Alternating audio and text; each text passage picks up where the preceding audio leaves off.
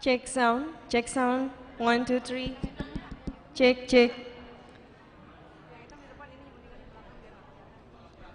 Check.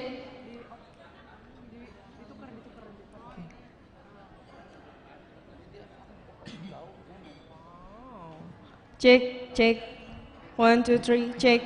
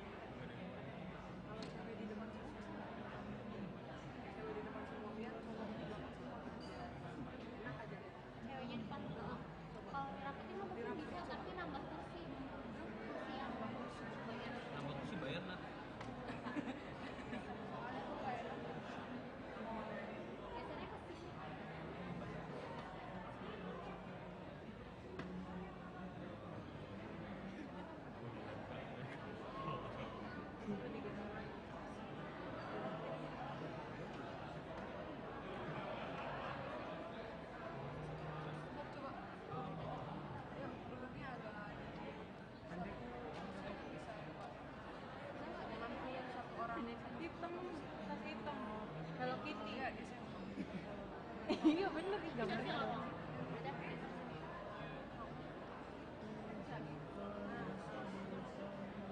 Ada cewek mah kecil-kecil. Oke enggak?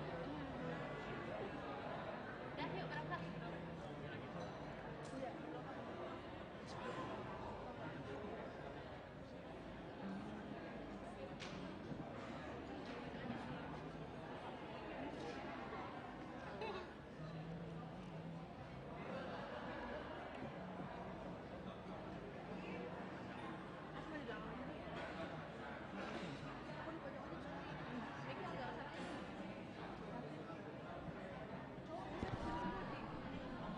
Check, check.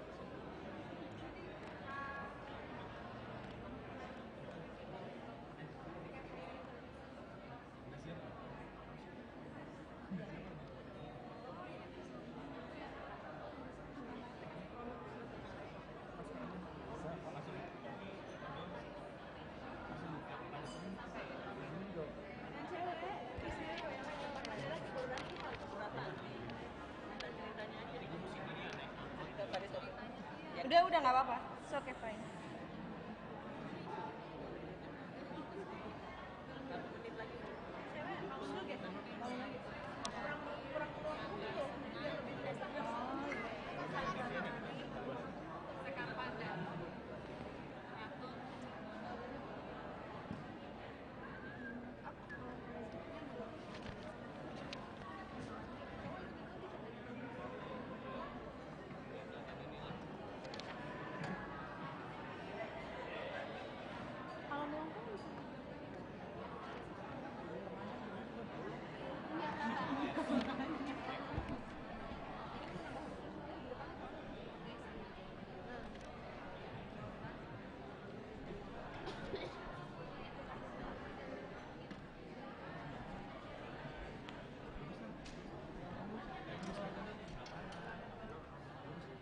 Di belakang aja.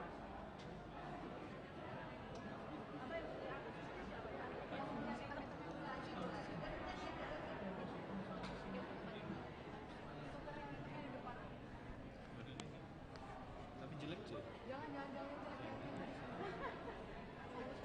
Sudah siap-siap? Ini buat yang bagus ya.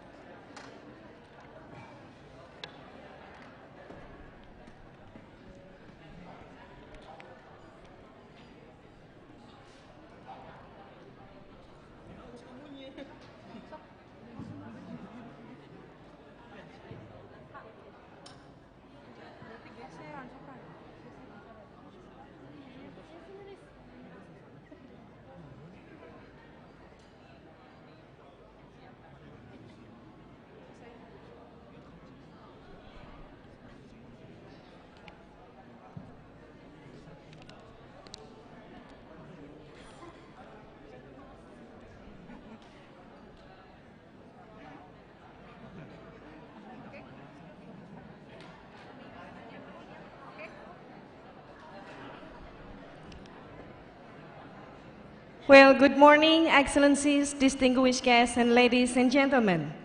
Allow me to extend our welcome greeting to you all in Cirebon, West Java. And now we would like to present to you one of traditional dance from Cirebon, namely Topeng Dance, which showing the unique culture of Cirebon. Ladies and gentlemen, Topeng is a dramatic form of Indonesian dance. Derived from its name, this dance is using mask by the dancer on its move. Delicate hand movement, gentle body movement, and dominated by traditional music instrument is characteristic of Tari Topeng. Well, ladies and gentlemen, we would like to present to you Topeng Dance. Please enjoy.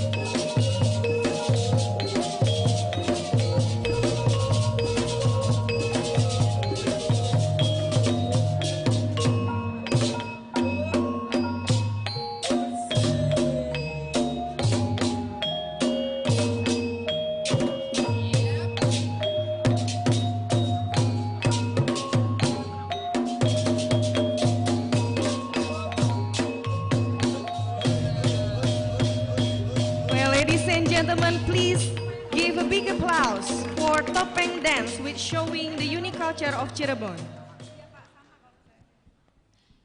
Well, ladies and gentlemen, we would like to inform you that this program is on air live streaming in YouTube Unswagati TV.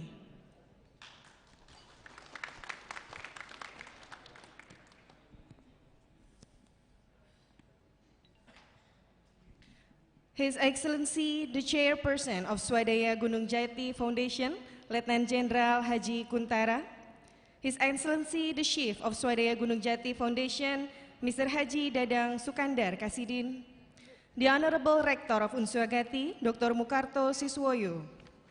Distinguished guests, Dr. Haji Abdul Wahid Maktub from the Ministry of Higher Education. And the Honorable Dr. Ahmad Fatoni Rodi, the Chief of ADRI. All the honorable invited speakers, Associate Professor Jean-Marie Pinchemin from Poitiers University, French, Hywel Coleman from Leeds University, UK, Professor Dr. Kaloner Matero from San Carlos University, Filipina, Professor Dr. Kamisa Osman from National University of Malaysia, and Professor Dr. Sukri Langputeh from Fatani University, Thailand. The distinguished guests, members of Indonesian Lecture Association ADRI, the honorable all the presenters, participants, distinguished guests, and all ladies and gentlemen. Assalamualaikum warahmatullahi wabarakatuh. Good morning and thank you very much for gathering here. Here we are now in the opening ceremony of the 20th International Symposiums on Social Sciences, Education, and Humanities, as well as the International Symposiums on Science, Engineering, and Technology, along with the theme, the contributions of cross-disciplinary research to the development of creative and innovative thinking toward millennium generations. Ladies and gentlemen, it's such a great honor for Unswagati, in partnership with Indonesian Lecture Association or ADRI, to be the host of this 20th International Conference. There are 5 outstanding keynote speakers who are expert in their own field have been invited, and over 194 presenters and 70 participants from local and overseas are gathering here to share their research finding and discuss their thought to build the understanding, appreciations, and implementations of multidisciplinary area of science for realizing a peaceful life of communities despite the heterogeneities, plural, and global condition. So I think we deserve to have a big applause for everyone here.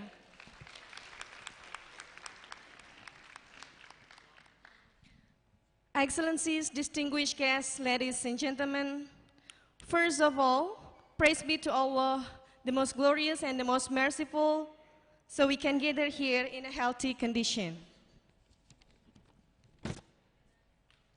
As the commencements of these programs, let we listen carefully. The reciting of the Holy Quran that will be recited by Haris Saifullah, the students from the Faculty of Teacher Training and Education. Time's yours.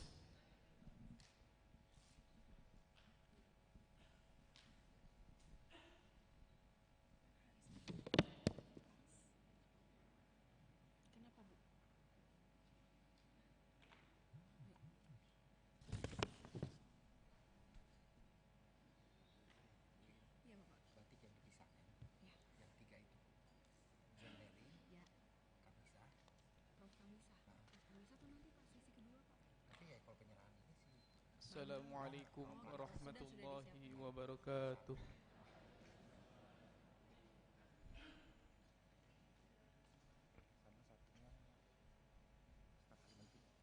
A'udzu billahi minasy syaithanir rajim.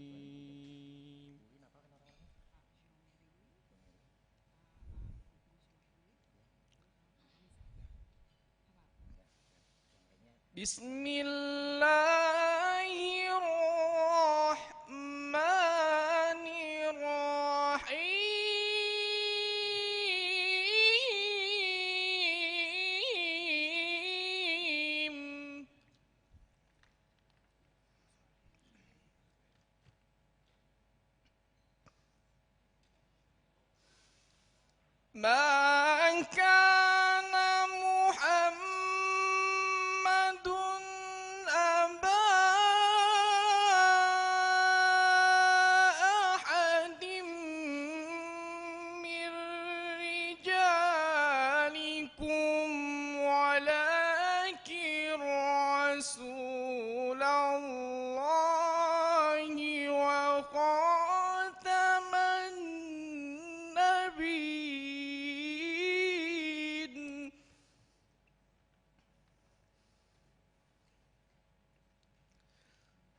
وكان الله بكل شيء عليما.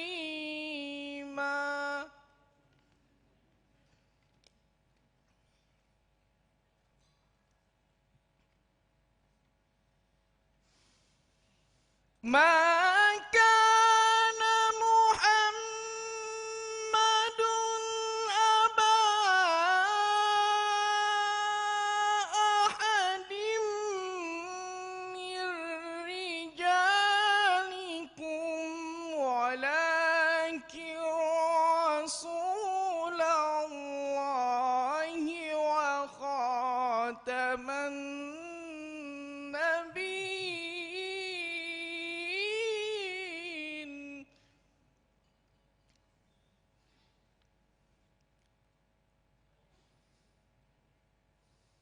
وخاتم النبيين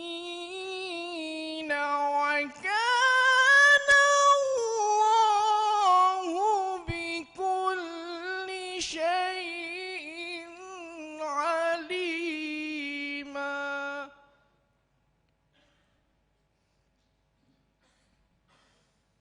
بسم الله الرحمن الرحيم.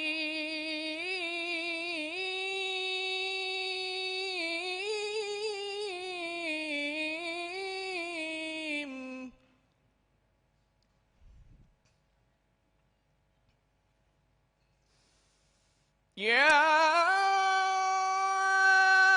أيها الذين آمنوا إذا قيل لكم تفسحوا في المجالس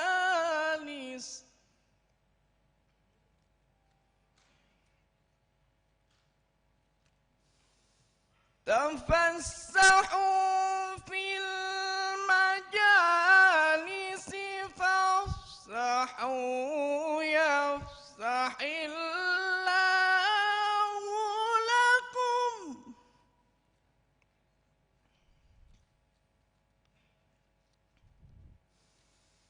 وإذا قيل انشزوا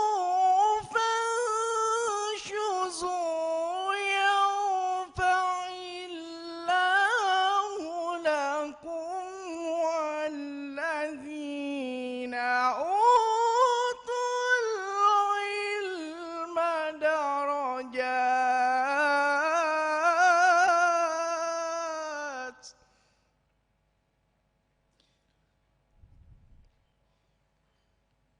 والله بما تعملون خبير.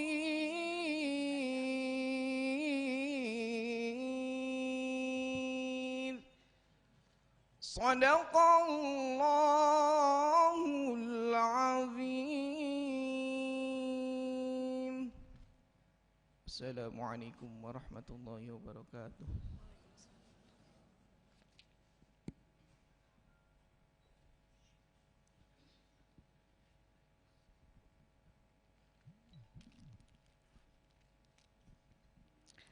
Excellencies, distinguished guests, ladies and gentlemen, now we would like to request to all of you rise because we would like to sing the national anthem of the Indonesia Republic.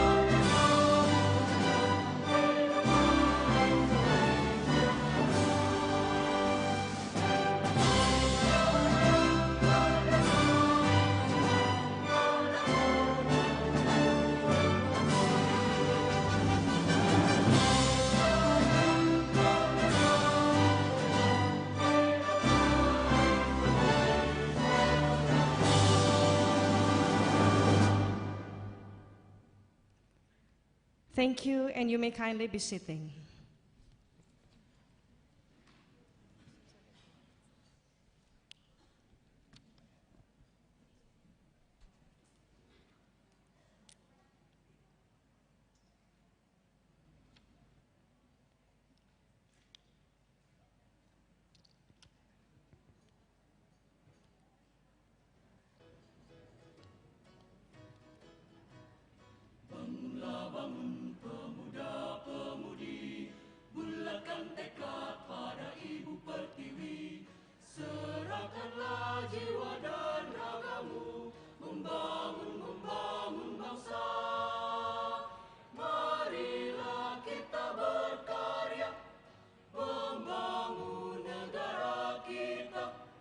Tunjukkan masa depanmu, Unswagati tercinta. Bangunlah bangun, Unswagati tercinta. Tunjukkanlah pengabdian untuk bangsa. Ciptakan citra kewibawaan kita, bersama junjunglah namamu. Marilah kita berkarya, membangun negara kita. Tunjukkan masa depanmu, Unswagati tercinta.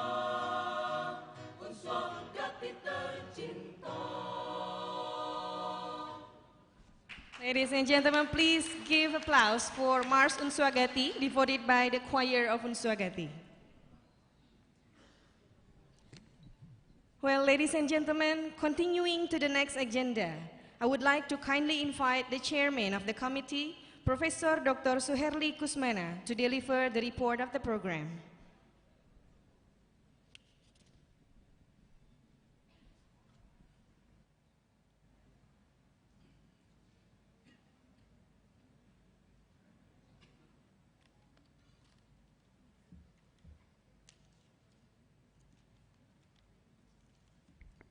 Bismillahirrahmanirrahim.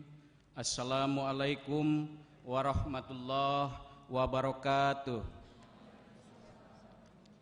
Good morning, selamat pagi dan salam sejahtera bagi kita semua. Om Swastiastu. The Honorable Exclusive Staff Menristek Dikti Dr. Kiai Haji Abdul Wahid Maktub, General Chairman and Secretary of ADRI, Dr. Fatoni Rodi and Dr. Eri Sarimana, the leaders of university who are coming from partnership with Unswagati, Bapak Pembina, Jenderal Kuntara, Jenderal Irianto, Bapak Pengurus Yayasan, Ketua Pengurus Yayasan Bapak Dadang Sukandar Kasidin, Bendahara, Sekretaris Yayasan, dan Pengawas Yayasan Pendidikan Swadaya Gunung Jati, Bapak Dr. Darminto, Rektor, Vice Rektor, Deans, Director of Postgraduate, the Chief of Division of and Unit in University Swadaya Gunung Jati, the keynote speaker, presenters, participants of international conference. I would like to deliver a report on the activity of the 20 conference, international conference of ADRI held at Swadaya Gunung Jati University. This is a gathering place for experts, lectures, and researchers in delivering the research finding.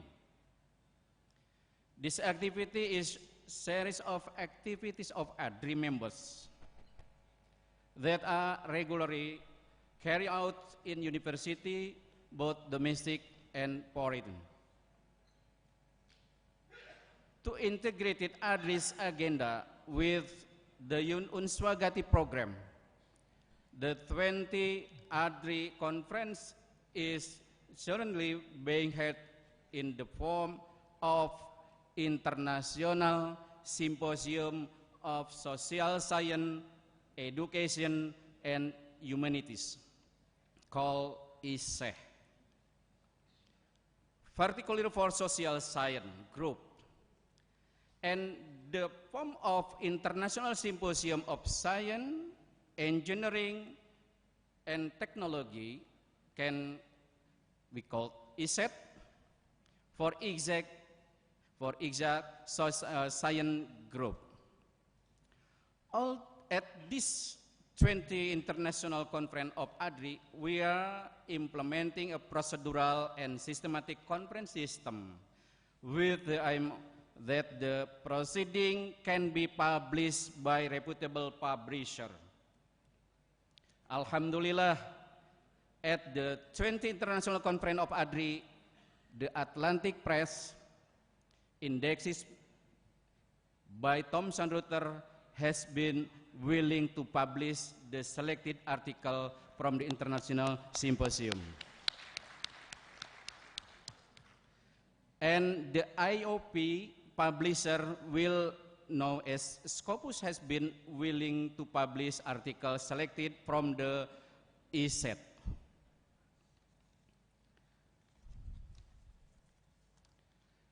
The 20 International Conference ADRI activities were held in co-host from UPI Bandung, thank you very much, Unpas Bandung, and UISU Medan. The ISEH and ISET activity will be annual. The ISET and ISEH activities will be annually held in the future, and so that next conference can be better organized in collaboration with several other universities. In this opportunity, I would like to extend warm greeting to keynote speaker in the plenary. There are Professor Dr. Kaloner Matero from San Carlos University, Philippines. Professor Dr. Kamisa Usman from University Kebangsaan Malaysia. Professor Dr. Sukri Langputeh from Patuni University, Thailand. Associate Professor Jean-Marie Pinchman from University Poitiers, France.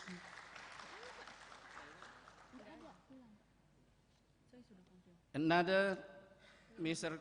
Highwell from Leeds University, UK.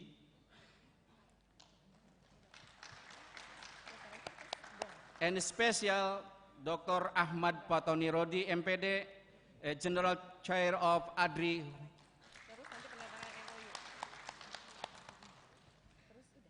I am reporting that the article in the Social Science presented in the ISEH are 157 articles. Will in respect exact science article present in ISET are 37 articles. Meanwhile, the number of participants on this occasion is 70 people. Alhamdulillah.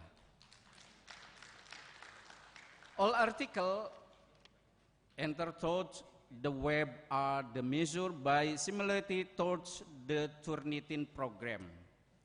If the similarity exceeds 20%, will be returned into the author to be replaced. I'm sorry.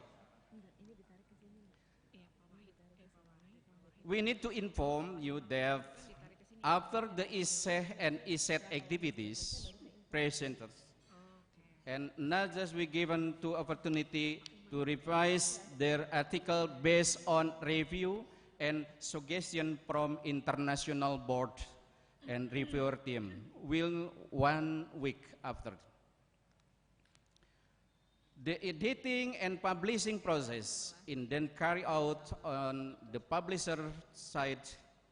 Therefore, we hope the presenter and author will be patient waiting for the publishing process, and if it has been published, we will send by email.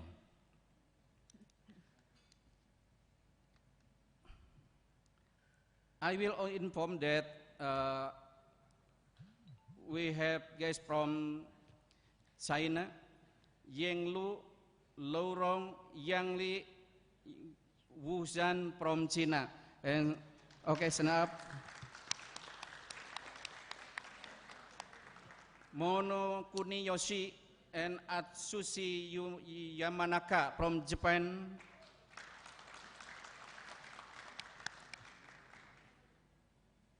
Lee Yun Yun, Korea Selatan, South Korea. Nur Hidayu Muhtimoh, Thailand. Hyun Dehyu Nguyen Dat Ngan from Vietnam. Charmina Dolor Estonato, Filipina. Amirah Balkis binti Muhammad Taufik, Malaysia. Nur El Houda Bel Reguiga, Tunisia. Aigerim Shakes Leamova dari Kazakhstan. Haibulev Muhammadikyo Sogadevich, Tajikistan. And Nemaje Gebrik dari Serbia. Finally, I do apologize if there are still shortcomings during this occasion. I am sure many people had difficulty getting on the web when registering, uploading abstract, reporting payment, and submitting full paper. We understand that it is because we are not familiar with the system. I am very, very sorry. Terima kasih. Akhirul kalam. Assalamualaikum warahmatullahi wabarakatuh. Selamat pagi. Good morning. Om Swastiastu.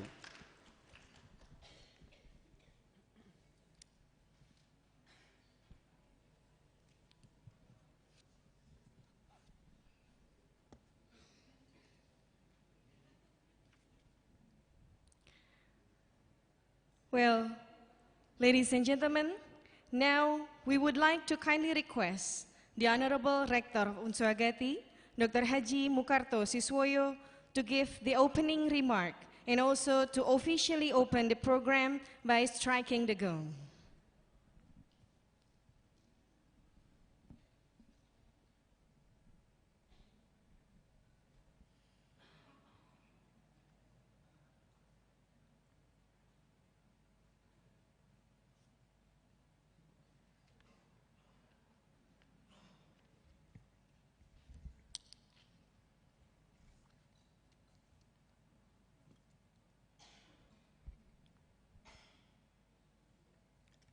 Assalamualaikum warahmatullahi wabarakatuh.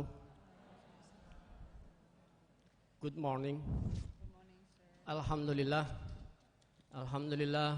Wassalatu wassalamu ala rasulillah wa ala alihi wa sahbihi wa mawala. La hawla wa la quwata illa billah. Amma ba'du.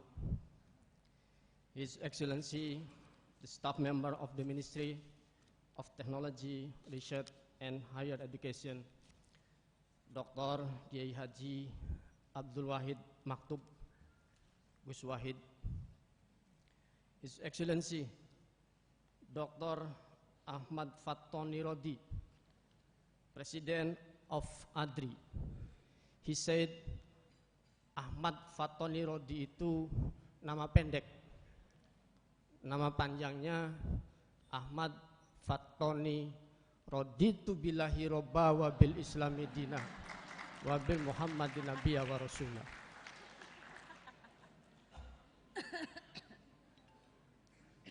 His Excellency Associate Professor Jean-Marie Pinsman from Poitiers University, France.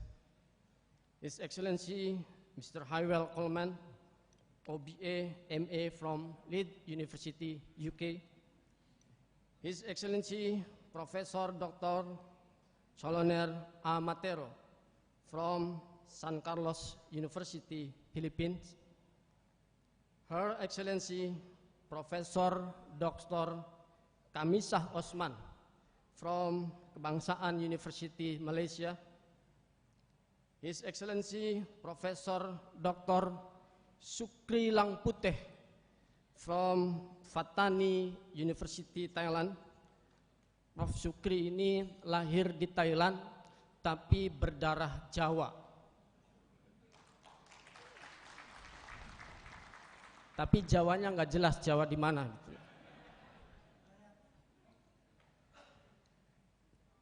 His Excellency, Her Excellency Profesor Dr. Ana Permanasari, MSc from UP Bandung. Yang terhormat para pembina Yayasan Pendidikan Swadaya Gunung Jati, Bapak Jenderal Haji Kuntara, Bapak Jenderal Haji Muhammad Irianto, yang terhormat Bapak Pengawas Yayasan, Bapak Dr. Haji Darminto, yang sangat saya hormati Chief of Pendidikan Swadaya Gunung Jati Foundation, Ketua Yayasan Pendidikan Swadaya Gunung Jati, Bapak Haji Dadang Sukandar Kasidin, Honorable Vice Rector, the Deans of the Faculty, the Head of Institution, the Head of Department around Swadaya Gunung Jati University, all distinguished guests, invited speakers, all the presenters and participants. Alhamdulillah, praise be to Allah, God Almighty, for His blessing, so we can attend for today's occasion. Salawat and salam is given to the Prophet Muhammad sallallahu alaihi wasallam. Ladies and gentlemen, it is an honor and pleasure to welcome you to the International Symposium on Social Science, Education and Humanities and the International Symposium on Science, Engineering and Technology in Cirebon, West Java, Indonesia. On behalf of University of Swadaya Gunung Jati, we extend our warmest, greatest and high appreciation to all contributors and authors of this symposium. This is the 20th of International Symposium organized by Universitas Swadaya Gunung Jati in partnership with Lecturer Association of Indonesian Republic, ADRI. Along with the theme of the conference, the contribution of cross-disciplinary research to the development of creative and innovative thinking toward millennial generation. In this conference, the presenters and authors will share their fresh ideas and touch as innovation to strengthen the power to face the challenge of the current challenge in the 21st century. This theme is associated with motto of Universitas Swadaya Gunung Jati that becomes leading in learning based on local wisdom. Within empowering the researchers, practitioners, professionals, as well as educators, we are challenged the millennial generation to be creative and innovative in facing and competing in the era of Industrial Revolution 4.0. This industrial revolution has been positioning us to the situation where we need to empower ourselves in adjusting this revolution. Thus, it is expected that this international symposium will reach its provoking objective as indicated by the theme. These two symposiums are also hub to the empowering forum of discussion to yield recommendations in order to contribute for the better future. Moreover, it is also to support the three major visions of Universitas Swadaya Gunung Jati that are reputable, networking, and globally competitive university. And finally, by saying Bismillahirrahmanirrahim, I officially open the 20th ISE and ISET.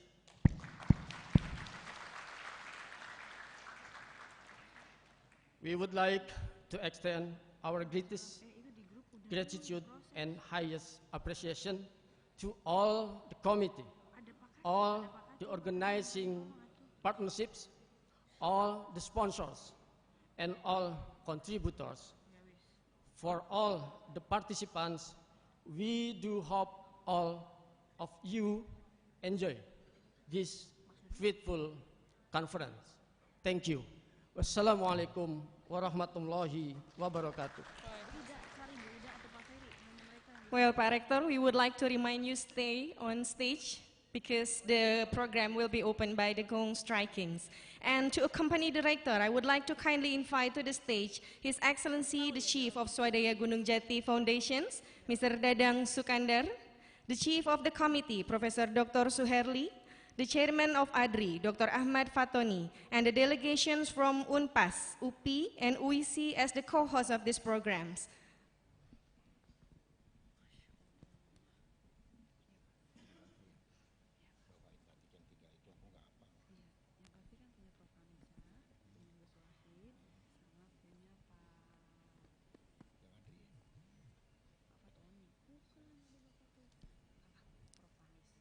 All right. Pak Rektor, let's we count downs for striking the gong. Okay, ladies and gentlemen, we can count downs from 3, 2, and 1, and then Pak Rektor will begin to striking the gong. Okay, we are going to start. 3. Oh, still taking a picture.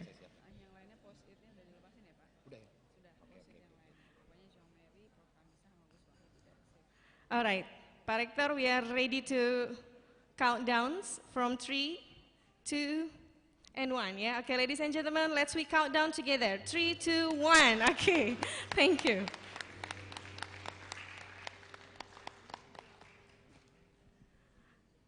All right.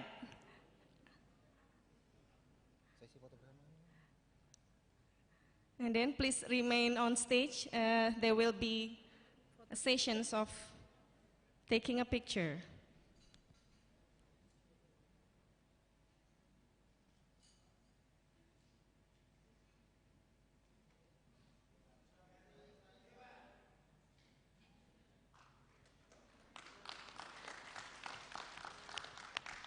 All right, Pak Rektor, we would like to ask you to still remain on stage. There will be the delivering of the token of appreciations for the keynote speakers and the delegations of the Ministry of Higher Education and also the chairpersons of ADRI. So we would like to kindly invite the Honorable Keynote Speaker to come to the stage.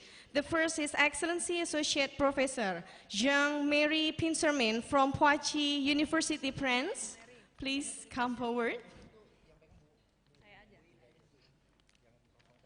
His Excellency Professor Dr. Caloner Amatero from San Carlos University, Filipina.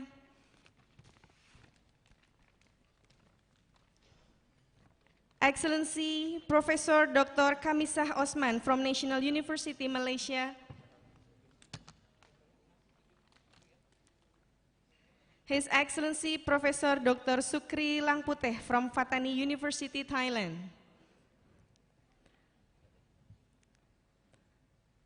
Well, ladies and gentlemen, please give a big applause for our keynote speakers today.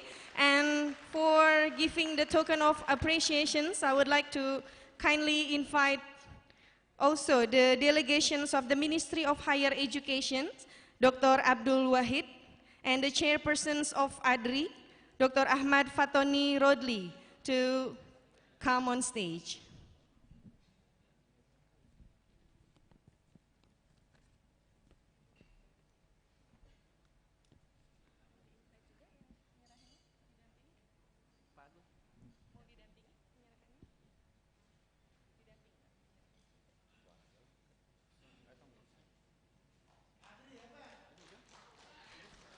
All right.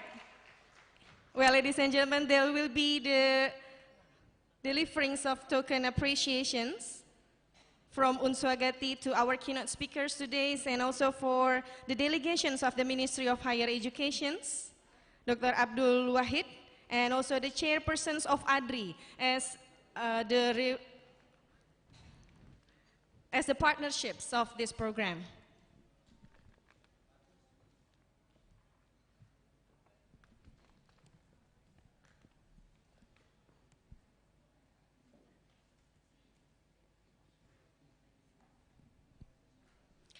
And ladies and gentlemen, in these times also, there will be a token of appreciations from Professor Jean-Marie Pincermin from Poitiers University, France, that will be given for the rector of Unswagati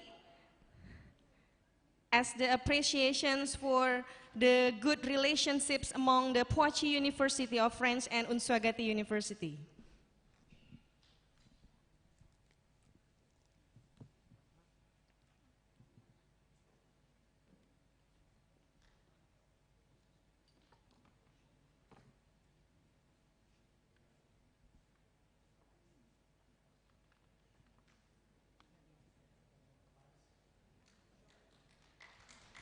Okay, give applause. This is Professor Jean-Marie Pincermin from Poitiers University, France.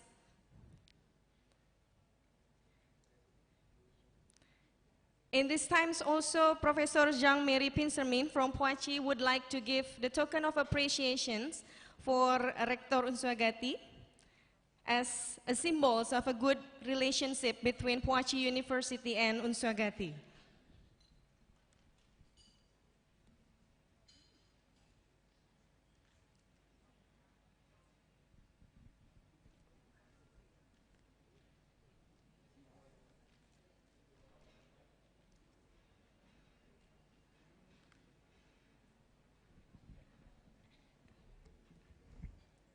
Okay, ladies and gentlemen, once again, please give a round of applause for our honorable keynote speakers in this 20th International Conference organized by Unswagati in partnership with ADRI. Okay, I would like to kindly invite on stage the Chief of Swadaya Gunung Jati Foundations, Mr. Dadang Sukandar Kasidin, and also the chairpersons of the committee to accompany the rector for taking the picture.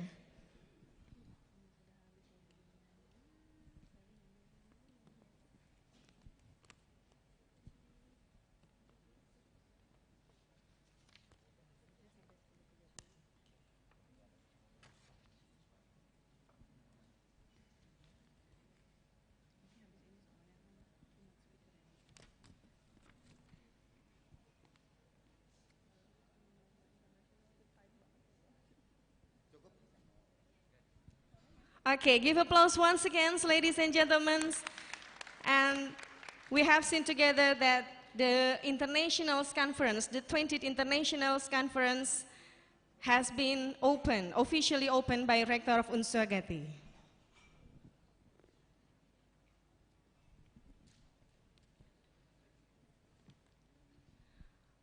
Well, Excellencies, distinguished guests, ladies and gentlemen, continuing to the next agenda, it will be the signings of the Memorandum of Understanding between Unswagati and 38 universities. In this cooperation, it will cover the area of teaching, research, and public service as the three dharma of higher education. In this special occasion, the signing of Memorandum of Understanding will be represented by STIE YPP Prihatim Tasikmalaya and University Women International and the University Ma'arif Hashim Latif Sidoarjo, Jawa Timur. So we would like to kindly invite on stage Dr. Ani Heriani SOS MSI from STIA YPPT Prihatim Tasikmalaya. Please come on stage, Ibu. And then Dr. Haji Dewi Indriani Yusuf from the University Women International. And Dr. Ahmad Fatoni Rodi from the University Ma'arif Hashim Latif Sidoarjo, Jawa Timur.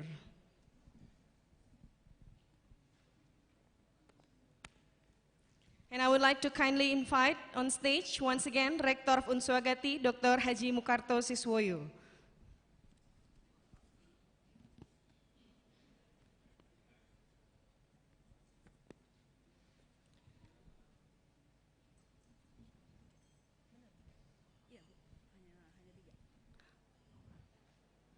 Well, ladies and gentlemen, it is happening now. That's the signing of MOU, Memorandum of Understanding between Unswagati and 38 universities. But in this special occasion, it is represented by the University of STIA Tasikmalaya, University Women International, and the University Ma'arif Hashim Latif Sidoarjo, Jawa Timur.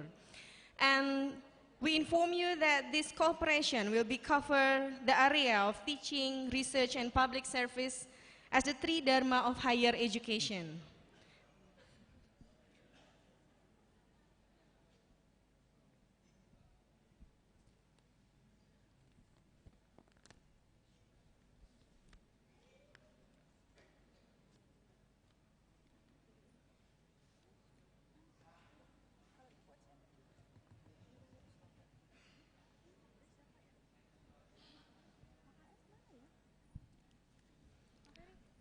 All right, ladies and gentlemen, would you please give a big applause for the cooperations, the good relationships of Unswagati and 38 universities in Indonesia in this special occasion. It is represented by STIA, YPPT Prihatim Tasikmalaya, University Women International, and University Ma'arif Hashim Latif Sidoarjo, Jawa Timur. Okay, kindly remain on stage to take a picture. Oh yeah, okay. In this time also there will be a token of appreciation given by STIA, YPPT Prihatim Tasikmalaya, as a symbol of a good relationship between STIA Tasikmalaya and Unswagati University.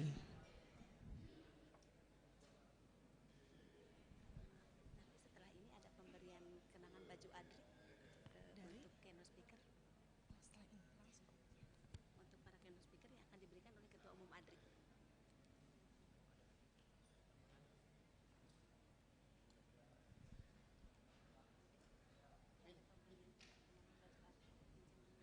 Okay, thank you very much.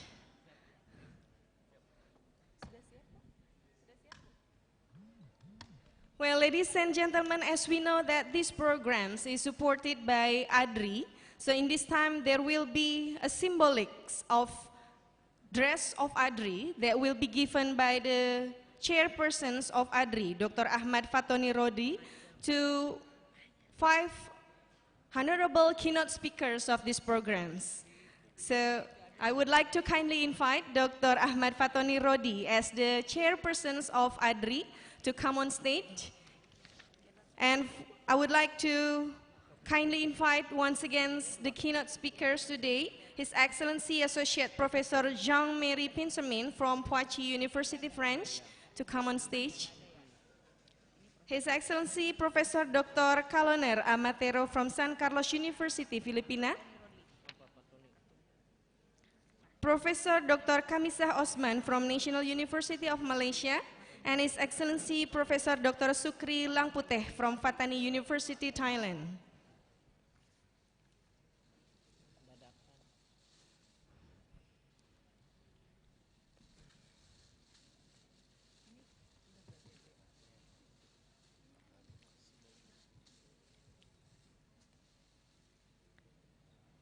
Okay, ladies and gentlemen, it is happening now that there is a dress of ADRI as a symbol of ADRI's member is given to our honorable keynote speakers today. And as we know that these programs is hosted by Unswagati in partnerships with ADRI.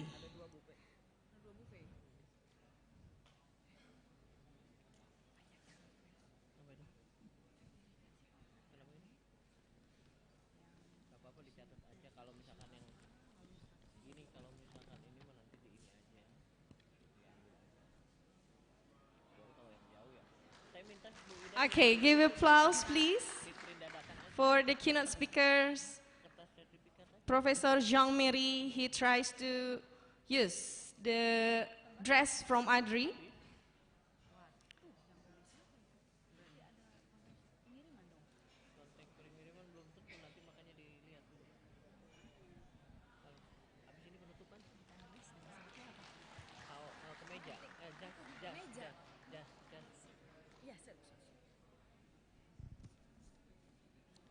Okay, would you please remain on stage to take a pictures?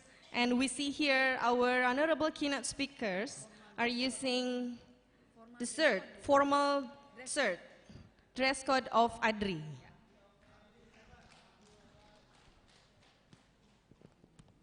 Okay, give a big applause once again, ladies and gentlemen.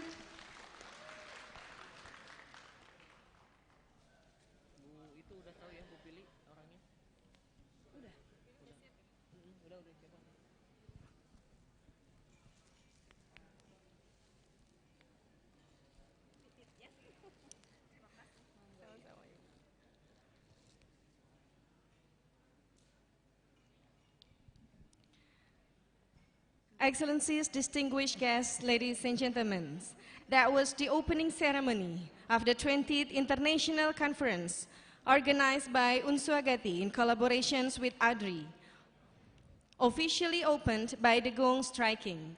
So now, let we come to the first plenary session. And to begin the plenary sessions, we would like to request to come on stage the staff member of the Ministry of Higher Education, His Excellency, Dr. K. Haji Abdul Wahid Maktub, to give the opening speech as the commencement of this session. Time is yours.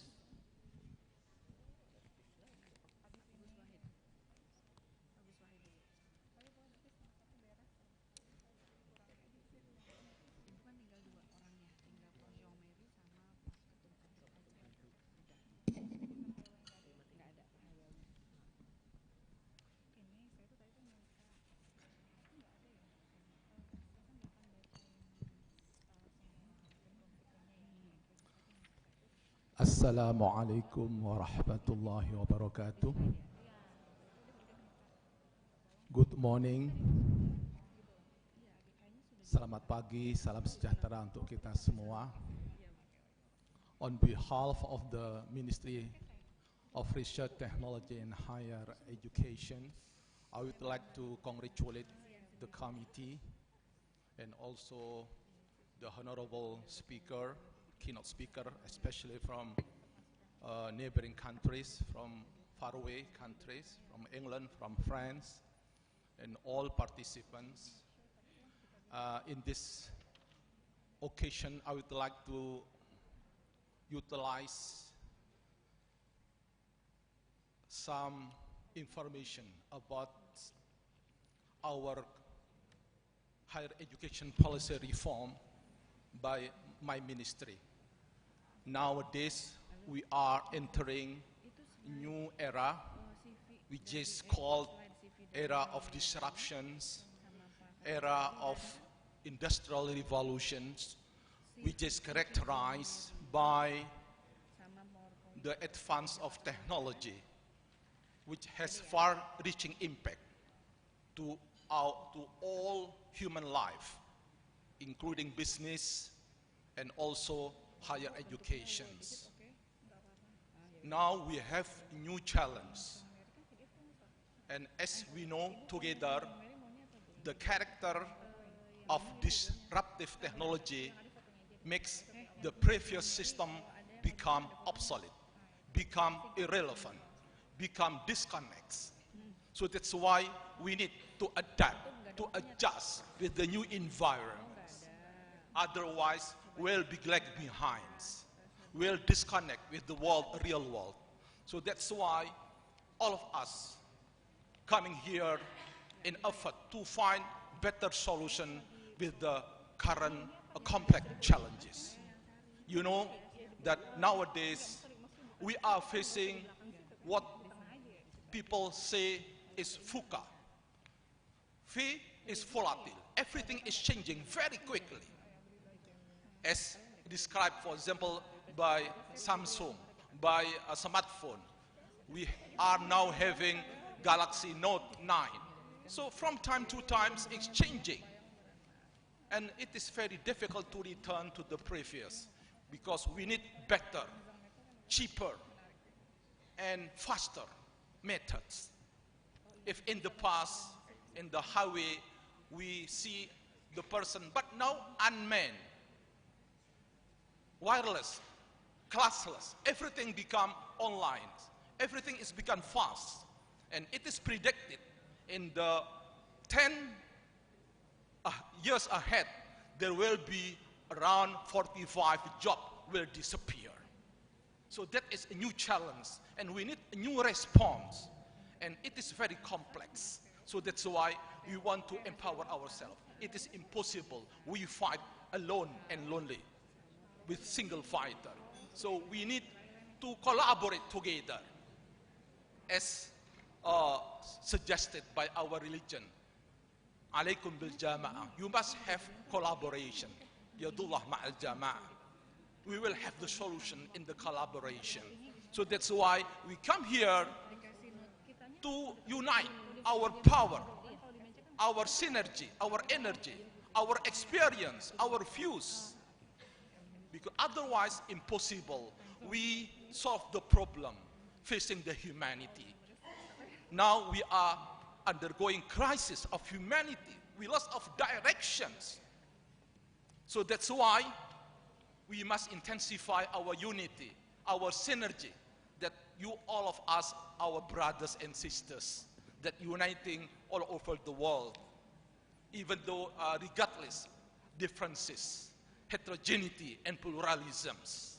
But we need unity, synergy among all intellectuals, because now we are facing what we call VUCA, volatility, yeah, and then uncertainty, complexity, and ambiguity.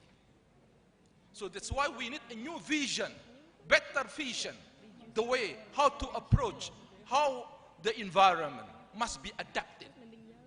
Otherwise, we'll be left behind, disconnect with the real world. So that's why that is the challenge we are facing today. It is not simple. It is not easy. It is very difficult. So that's why we must renew our character, our vision. We must be more open, more flexible. Because if we are still rigid, we are still close, it will be left behind. It will be disconnect with the real world. So that's why I hope very much that this very strategic forum can be utilized to exchange views, to find better solution. Because now we are entering what we call global and local. Localizing the global and globalizing the local. Just in a short time, our activities can be monitored by all over the world. Last time I gave a lecture like this, but the audience are students from Egypt, from the England. It is bridging by the technology. So it is very advanced. So of course, now our ministry have done many things to chase up with the backwardness. Alhamdulillah, if 4 years ago, there is no single Indonesian university enter top 500 world-class university. But after reforming the policy, Alhamdulillah, now ITB, UI, and also Gajah Mada already enter world-class university. So I hope that will be followed by private universities. Now we encourage the universities not only limited themselves only with the teaching, ordinary and conventional university, but it should be updated into research university. Research is producing and applying new knowledge, new science, new paradigm, new environment, new system, new network. We must renew all the time, continuous improvement. We cannot stop. We must improve all the times. Otherwise, we'll be left behind. That's why that is our new challenge. And we need new response, quick response. If in the past, we use ordinary technology, simple, but now we need better, cheaper, and faster. all of us know what is meant by universitas terbuka, open university, open education. Everything is online, digital, global. So this is the challenge. And everything, and what we call by artificial intelligence, robotics. Last week, I visited China. In some hospital, the operation already done by robots. No more humans. In some countries, transportation already unmanned. No driver, driverless, wireless, paperless. We go to some countries, we just show our barcode. No need paper. Everything become faster and better. And what about our education? Is there our education still relevant with the real challenging and changing world? That is, we must answer all the questions. We must respond. So I hope by gathering in this international symposium, we will enrich mutually. We will empower mutually each other. Because every country has its own positive and also negative side, and also has superiority and also inferiority. So that's why we want to collaborate. And now, the skill of communication and collaboration become the 21st century. Not only limited to the core competence, but also new character. So that's why now we are looking for better methods. How higher education can contribute to the changing society, to the changing era, to the changing of the world. I'm sure by knowing each other, understanding each other, collaborating each other, hopefully we can resolve all kind of problems, and we can remove all kind of barriers. And I'm sure from time to time, if we can gather here, whatever the complexity of the problem facing humans, we will resolve together. And I hope higher education in the future will contribute much more, especially in national development. Ya, Bapak, Ibu, inilah yang kami harapkan, bahwa tantangan baru di dunia pendidikan ini sangat kompleks, sangat tidak menentu, sangat ambigu, dan sangat cepat sekali. Dan pemerintah betul-betul mengharapkan sekali semuanya take part, harus ambil bagian. Karena tanpa kebersamaan impossible, kompleks sekali.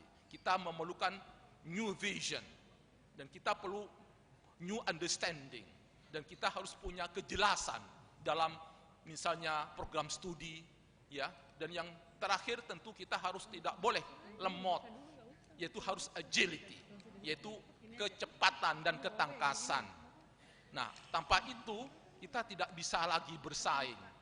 Dan tidak hanya soal kompetensi, tapi sekarang ini kita butuh new character, karakter baru, mental baru, yaitu bagaimana tanggung jawab, the responsibility of a true scholar can give a true direction of the world changes. Karena sekarang ini semuanya manusia sedang mengalami krisis.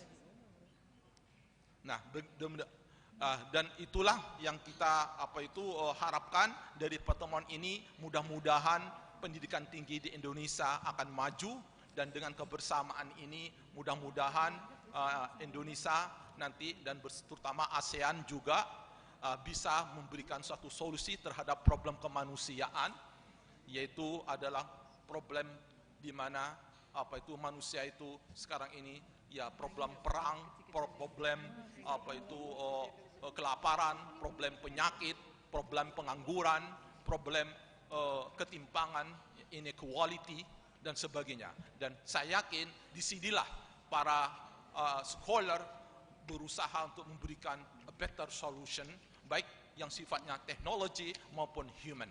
Oleh itu sangat tepat sekali kalau para pakar di sini ini bisa saling bertukar pikiran, sharing, mudah-mudahan nanti akan ada solusi yang jauh lebih baik. Demikianlah sekali lagi saya mengucapkan selamat kepada semuanya, terutama panitia yang telah mengorganize acara ini dengan baik sekali.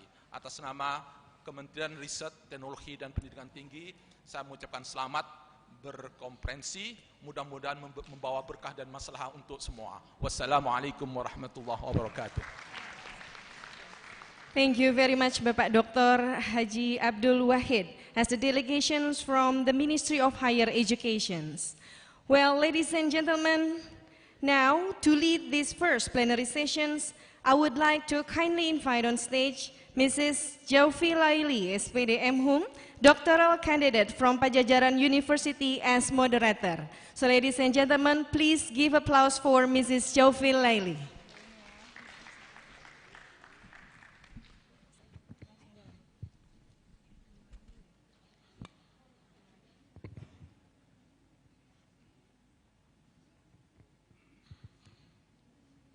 Assalamualaikum warahmatullahi wabarakatuh. Good morning, ladies and gentlemen. Welcome to this first plenary session of this conference. I'm Jovi Lely and I will be serving as your moderator. And for this session, we will have two presenters here and I will kindly invite the two presenters that you have been waiting for. The first presenter here is Zong Mary Pinsmin from French. Please come to the stage. And then the second one is Mr. Ahmad Fatoni Rodli from Indonesia. Okay.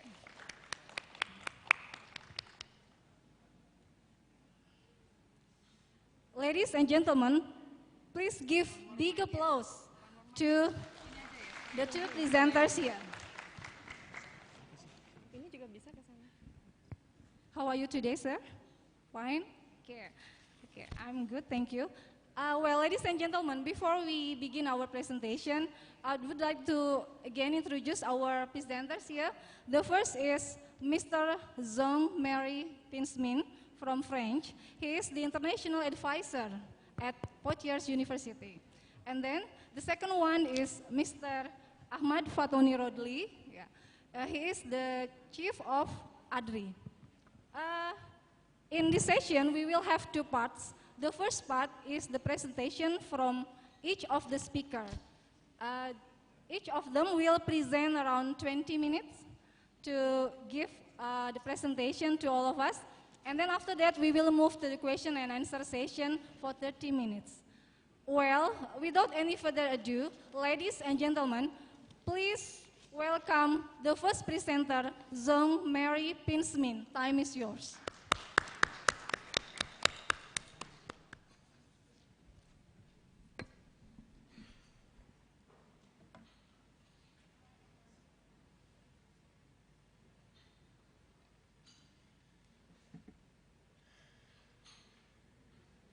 Assalamu alaikum, selamat pagi, bonjour, and good morning everyone. I want to start by giving my regards and my thank you to Unswagati Rector Professor Mukarto Siswayo and Ristek Dikti Advisor Dr. Abdul Wahid Maktoub, the Chairman of ADRI and co-speaker with me right now. The ESET Organizing Committee and the fellow speakers, dear colleagues, and also dear Gara Brajadenta, who is a lecturer in Unswagati and a PhD student in my university, for inviting me. Terima kasih for the invitation. My presentation today is about giving you the tools to increase the internationalization for the research in Indonesia, and especially in relations with European countries and France. I wanted to give you the informations about some programs which will help you and will allow you to improve the cooperation with our colleagues in Europe. And so we'll be talking, the title was European Funding Opportunities for Indonesian Students and Professors, because European programs are also open to researchers and students and professors from all over the world, whatever their nationality. If you can, I don't know who is, okay. So I will go very quickly over a few programs. Nusantara is the French-Indonesian research program, which is managed by the French Embassy. Erasmus Plus is the European exchange program for maybe students. And Horizon 2020 is the big European funding program to organize the research cooperation. So we can go on the next stage. Next slide, please. So Nusantara is a program to fund the cooperation between French researchers and Indonesian researchers. And they give opportunity to jointly apply to this research scheme. And it funds the trips between France and Indonesia for professors and for lecturers, PhD students.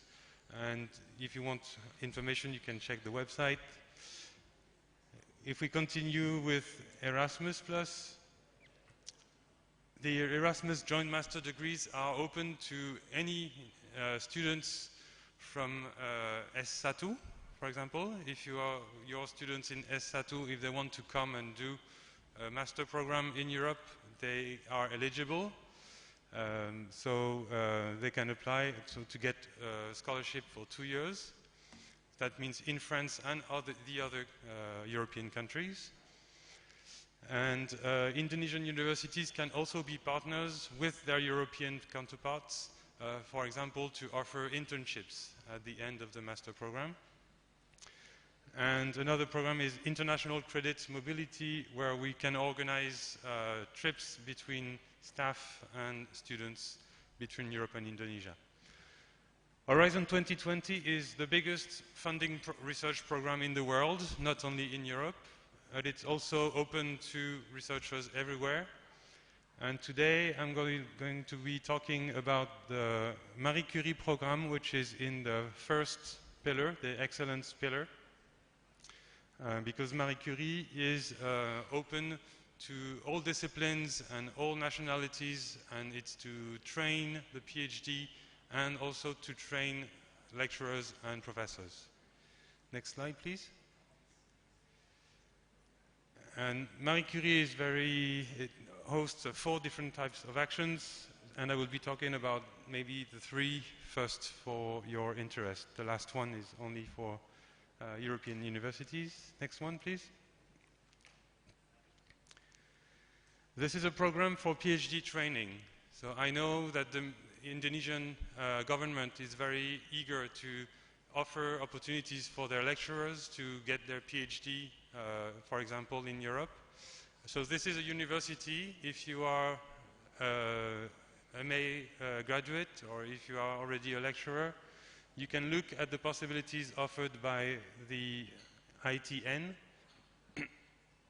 And I will not go into the details, but I will tell you how to access this information later. Next slide, please. Individual fellowships is another action for Marie Curie to fund training for the PhD graduates. So they can come to Europe with a postdoc contract, and they can work with French university or European university.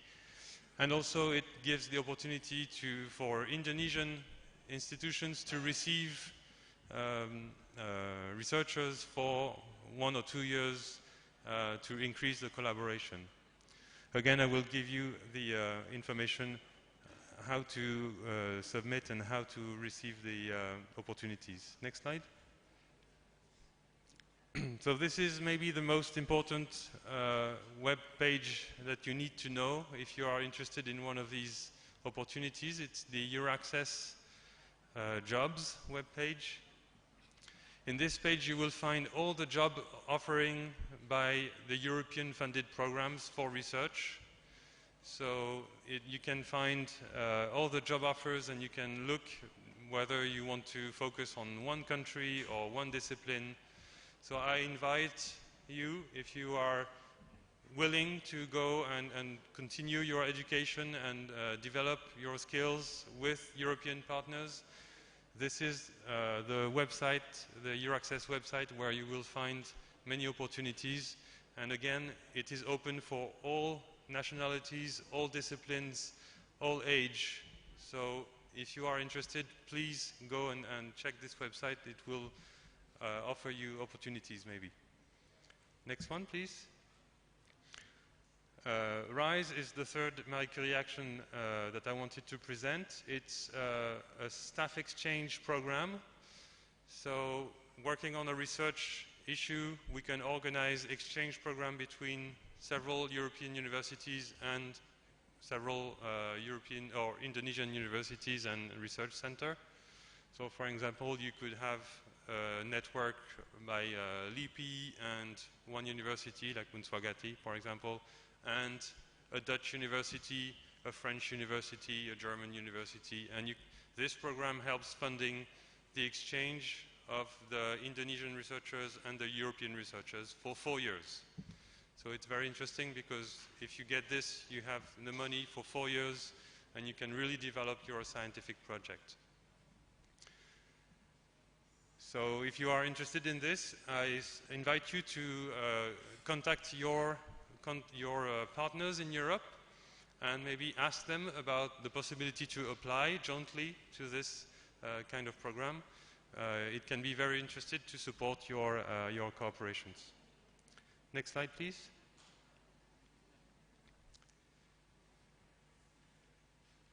So just to give you an idea, the calendar for the Marie Curie actions is more or less the same every year.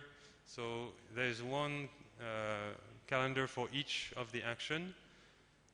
And so if you want to consider this, you can also think about the applications for next year, which will be around the same dates. Next slide, please. So these are a few statistics I had from a colleague whom I met last week in Yogyakarta. There was a special European Research Day in Yogyakarta at UGM last week. And just to show you about the participation of Asian researchers and also from Indonesian researchers. So there are a few elements about the Horizon 2020, but the most interesting things is 103 successful participation by ASEAN researchers for 65 projects. And the ASEAN researchers are receiving 16.5 million euros in research funding. So you see about 281 billion rupees.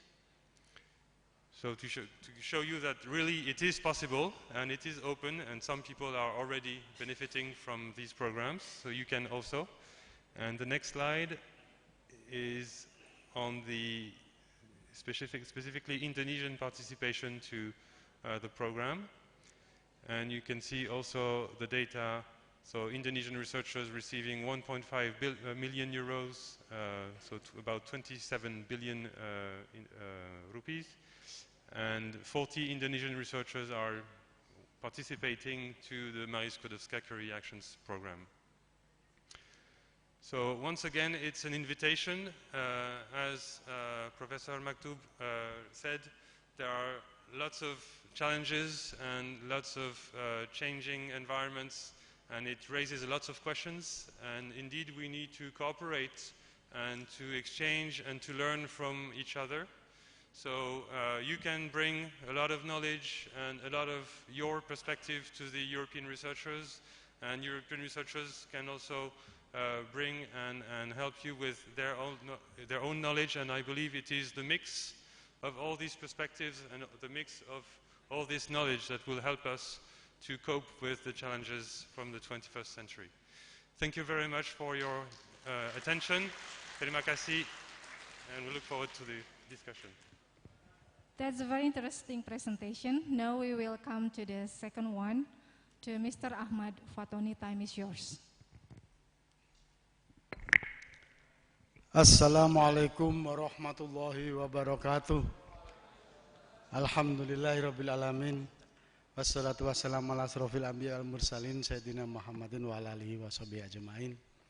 Good morning everybody, especially for the board of Unswagati, Universitas Swadaya Gunung Jati, and I have been permitted from the government of Sunan Gunung Jati. Yeah.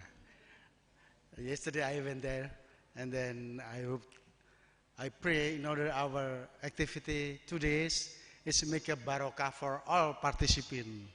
Yes, and then for our key person, and then there is new idea for me to improve, to build of our ministry, Professor Dr. Muhammad Nasir.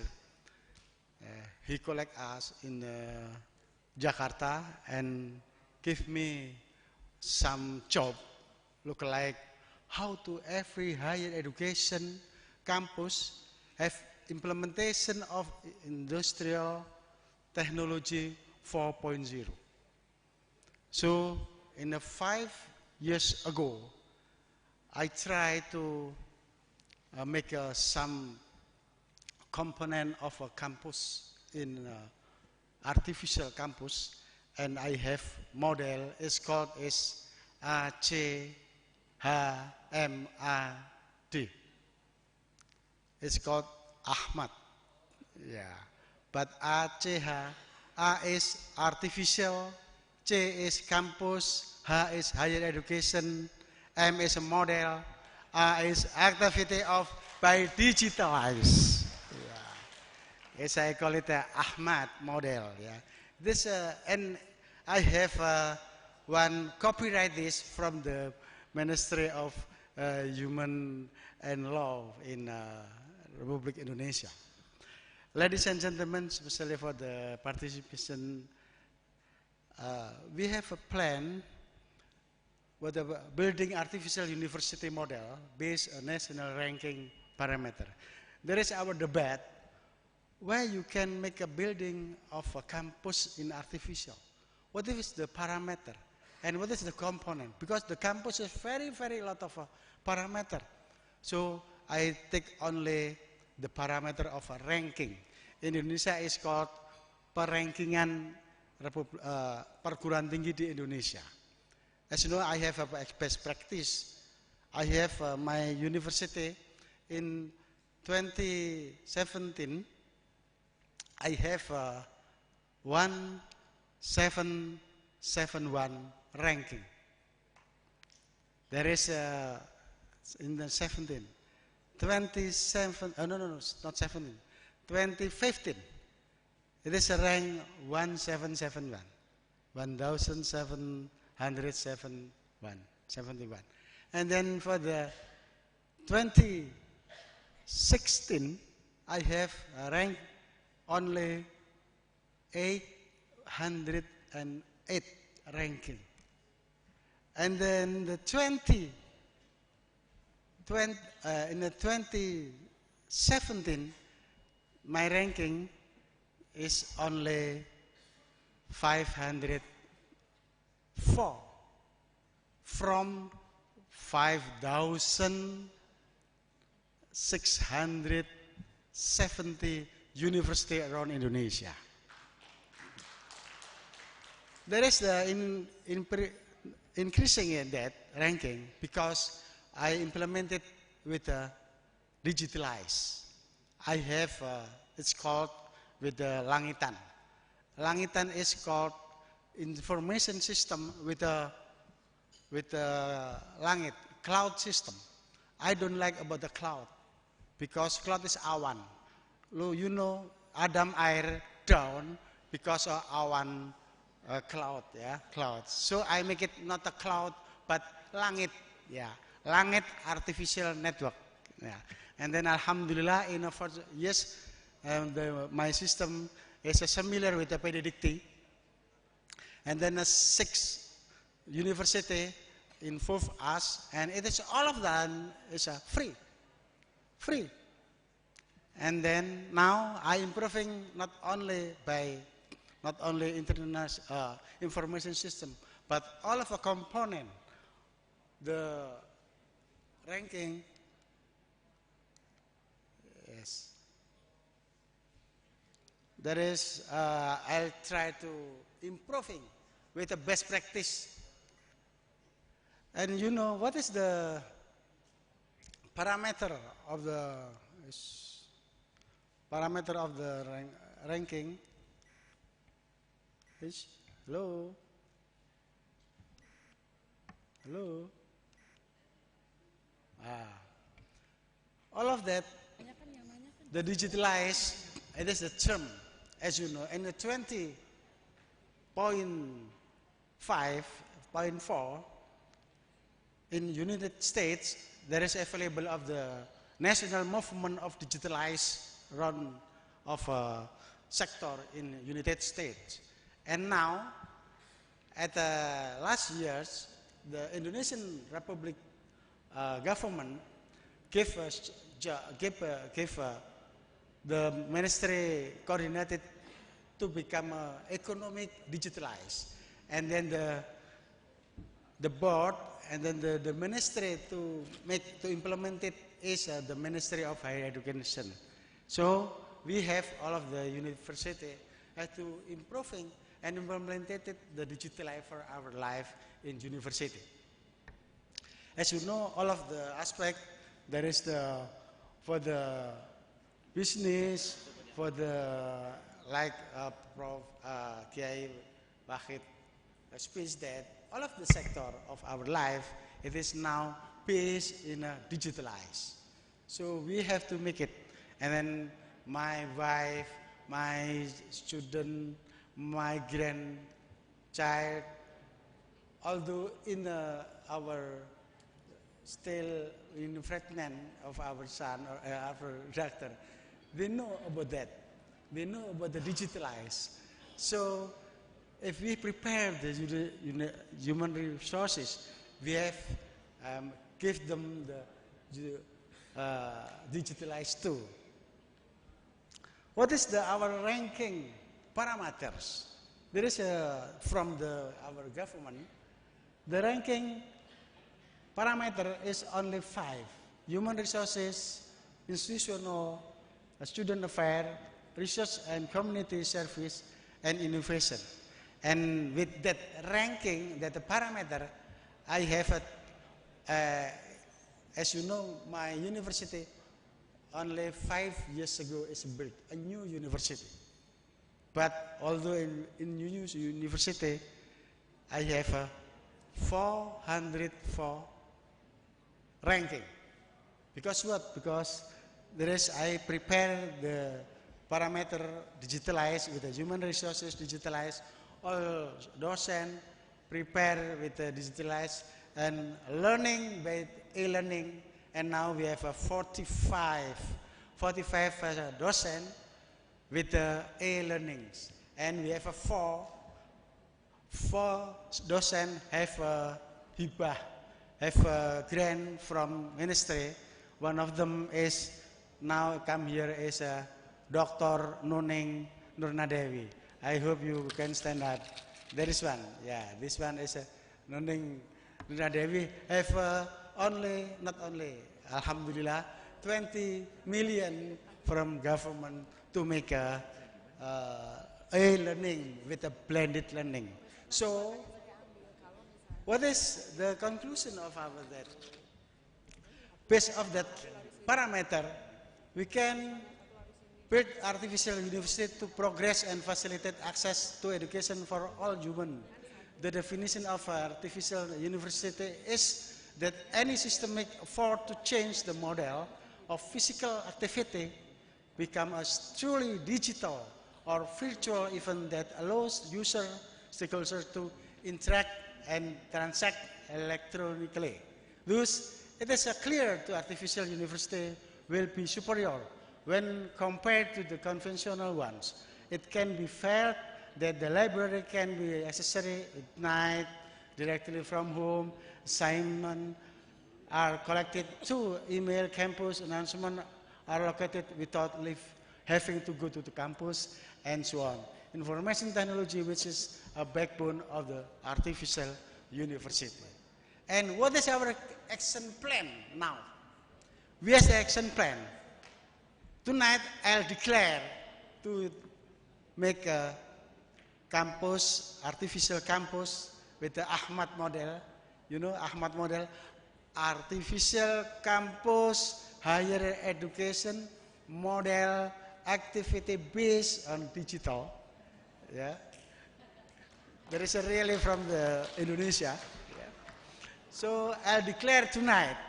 And then last night, I discussed with the Thailand, with the France, and then the others, and then from the University in Swagati, because in Swagati has especially for law, has accreditation, because our new government regulation is available of regulation of distance learning, which if have accreditation, they can make a transfer of credit with the around the world university, which is e-learning only, but there is a prepare for the regulation and then SK from ministry. But for the B, for example, in my campus, I have only blended learning. Blended learning is 50, it's a face-to-face, and then the 50% is e-learning. And in Indonesia, and in collaboration of the ADRI called not e-learning, but e-learning is a very, very generic. So we make it by name, not classroom, but class digital. Digital class made in of ADRI. That is the tonight we have prepared for declare. And then the next I see there is a professor Aris. There is from Sumatera, Sulawesi Tenggara. We have, please stand up. There is the conference committee in Kolaka, University of 19 November, Kolaka, Sulawesi Tenggara. We make a consortium around Indonesia, and Pak Aris prepare for 5,000 lecturer have digital class. So we prepare it, and all of them free.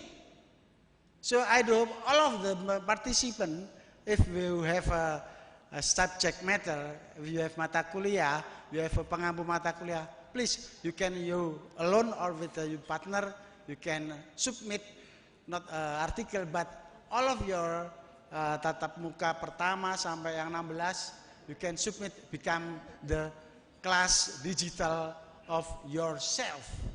And I will declare it tonight, and then the last December 3, I'll invite to the ministry to inauguration that, and then I'll invite to Muri. You know Muri? Muri is what is Muri? Muri is apa Muri ya singkatannya? Museum Rekor Dunia Indonesia. Kita akan memecahkan Muri, dosen dengan kelas digital terbanyak di seluruh dunia. 5.000 kelas digital. And then the next plan, our action plan is we will improve in 11 February 2019 in Surabaya. We will improving all of your subject matter in digital class, and I'll give you not only certificate as an international conference of ADRI 22 in Surabaya, but also I'll give you copyright of your subject matter in a digital class. It is free. It is ada syarat dan ketentuan berlaku. Ya. Oke, ladies and gentlemen, it is ini adalah peluang kita ketika Pak Menteri menantang. Saya ingin tahu bagaimana para ahli-ahli yang di ADRI, apakah bisa melakukan ini? Alhamdulillah kita best practice sudah ada. Jadi kalau sekarang Cirebon itu tempatnya di tengah-tengah Jakarta Surabaya, jangan khawatir. Nanti one dosen have 1,000 student. Itu yang diminta Pak Menteri. Satu dosen punya 1.000 mahasiswa. Mahasiswa dari Kazakhstan ada. Ini aja sudah bisa, yang face to face. Apalagi nanti digital class. Kami sudah kerjasama dengan sekitar 40 perguruan negara. Yang hari ini teman-teman sudah ke Amerika, sedang di Amerika. Yaitu teman-teman dari Sulawesi Selatan bersama para rektor. Dan besok saya akan setelah dari Korea, Malaysia, kemudian tanggal 8 kita akan ke Taiwan lagi untuk konkretkan how to collaborate about our digital class ini. Jadi bukan hanya wacana. Ingat, kerja keras tanpa kerja tuntas adalah wacana. So, ADRI is ahli, not only wacana. If you wacana, kerja keras tanpa tuntas, it's wacana. So, I do hope all of the participant and all of the members of ADRI, I do all of us kerja tuntas, menjadi profesornya tuntas, tunjangan profesinya tuntas, dan juga menjadi guru dunia tuntas.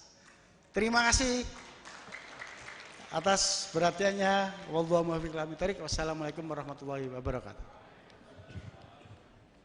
Well, ladies and gentlemen, I really appreciate that our presenters here is very on time. Yeah, they are very on time to give the presentation. And I got the message from Mr. Peter Hywel Coleman. He said sorry that he couldn't come today because due to his urgency to be in Jakarta, so therefore he left Cirebon early in the morning.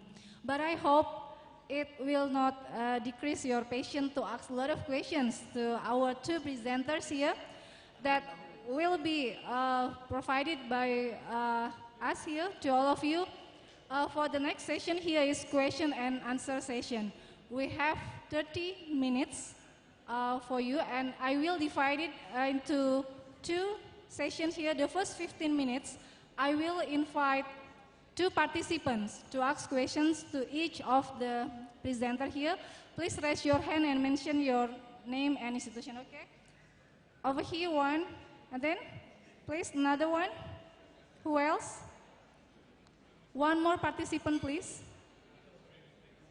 No one? No one? Okay, please come forward.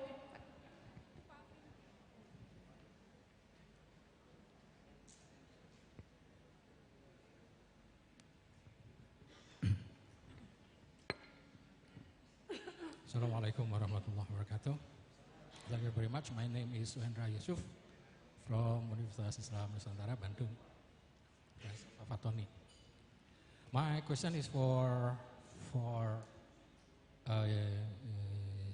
Jean-Marie. Bonjour. Thank you very much. The first question is, I'm interested in some of your presentation. And first of all, the RISE program. That's the research and innovation and staff exchange.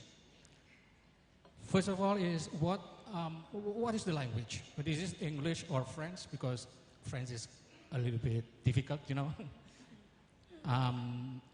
What is the teaching and learning interaction between French and the participants? Is it in English or in French? The second one, what is the position of your institution with the other European countries? And as you mentioned, the participants can be also put in other universities, like in Amsterdam, in other places, other universities. And then, is it with say if there is another prerequisite, say for example, the MOU is based on the MOU, Memorandum of Understanding between our university, our institution, and your institutions, and what type of relation between your institution and other universities or other institutions around Europe. That's for the RISE program. And then what is the prerequisite of that program for the exchange? Is it for example, for a postdoc or other researchers? Is it part also of the other program? That's the individual, the IF, the individual fellowship program. Is that a similar program, except that the RISE is for the innovation, research innovation, and this is for the postdoc one? Thank you very much. That's my question. I hope you understand my English. Thank you. Well, to Mr. Zong Mary Pismin, would you please answer it directly? Thank you. Yes, so the first question, all the applications will be in English, because just for all of you, English is also the language of research in all the European countries and also in France, so it will be easier for this. In France, most of the time, the teaching in S1 and S2 will be in French, but for the research, for the PhD and the postdoc, everything can be done in English, especially in the engineering science. For humanities, usually you have to speak some French, but it's flexible, I would say. Regarding my university position on MOUs, so we have a certain number of MOUs with different universities in Indonesia, and what we are looking at is really how to have active MOUs. So because we are aware that sometimes you sign an agreement and we want to make sure that concrete activities happen afterwards. So we are open to suggestions, and if you want to organize student exchange, or if you want to send some faculty or work on research projects, we can study the opportunities. And so regarding the different actions, yes, they are all part of the same scheme, the Marie Curie, and what they have in common is they focus on getting extra training and international mobility. It means the idea is that when you are a researcher, you can improve your profile if you go and learn from different partners, because you bring what you learn from your home institution to them. And they also, so you bring your knowledge and you teach them about your knowledge, and at the same time you learn how they do in your host institution. And this is the common principle for all the actions, whether it's research and innovation staff exchange. So research and innovation staff exchange works as a network of exchange institutions. Individual fellowships, it's only for one researcher, one contract, one postdoc contract for one researcher who is learning and working with colleagues in a different university. And the first action I presented, the innovative training networks, it's also contracts, but contracts for PhD students, and it's also based on a network of institutions. So I hope I covered most of your questions, and if you have any additional questions, you can also talk to me after the session, please. Well, thank you very much for the answer. And now I invite again the second session for two participants to ask questions. We still have sufficient time, so please raise your hand and then mention your name and also your institution. All right, one. Another one, please. All right, bye-bye. Please. There is one participant here, please. Oke, terima kasih. Assalamualaikum warahmatullahi wabarakatuh. My name is Yono. I am from Batam University, Batam International University, from Batam Islands. I am from the tiny island in Malacca Straits. I suppose that maybe many of people here never come to Batam, yeah? So I invite you all to come to my island and see the many of advantages you can find in Batam Island. So, my question is only for Pak Fatoni. I'm interested to hear about your program, ADRI digital class. Is it the similar program with web seminar in digital class? Because I am already in a webinar previously, and I think just like Mr. Staff member of Kemenristek Dikti has been said previously, that today in the disruption technology era, I think all universities have start this program. So I think ADRI has declared or inauguration the program, it can appropriate with the needs of university. So I hope maybe tonight this program will be declared, Pak. So maybe you can explain specifically this digital class, what the university could do to implement this digital class. So we can all here can hear it, and we can bring it to our university, and we can introduce to the management. Thank you, Pak.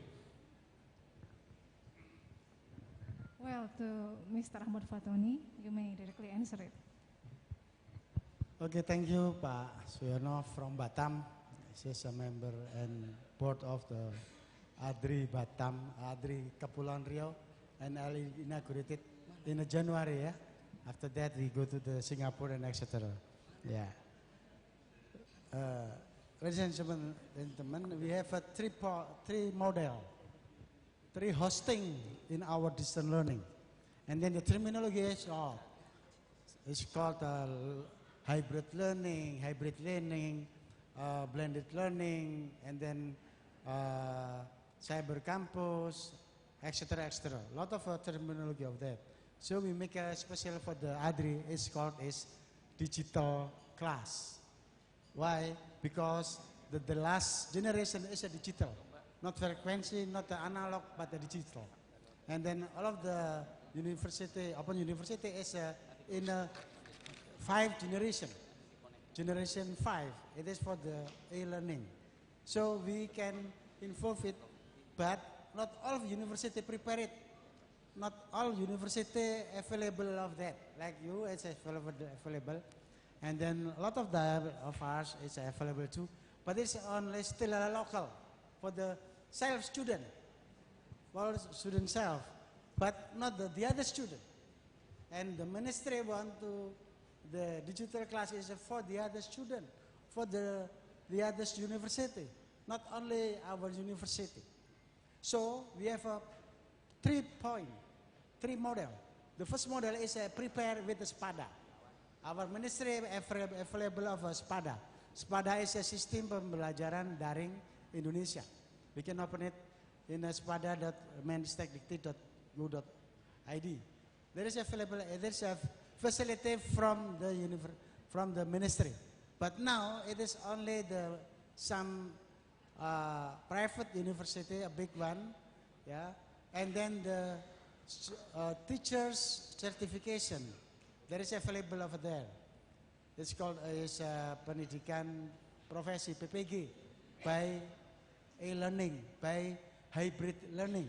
There is a facility from the ministry, but from the university, if you have this, you can improving, but not only for your university, for your student, but also the other students, the other universities, not only from Indonesia, but also around the world.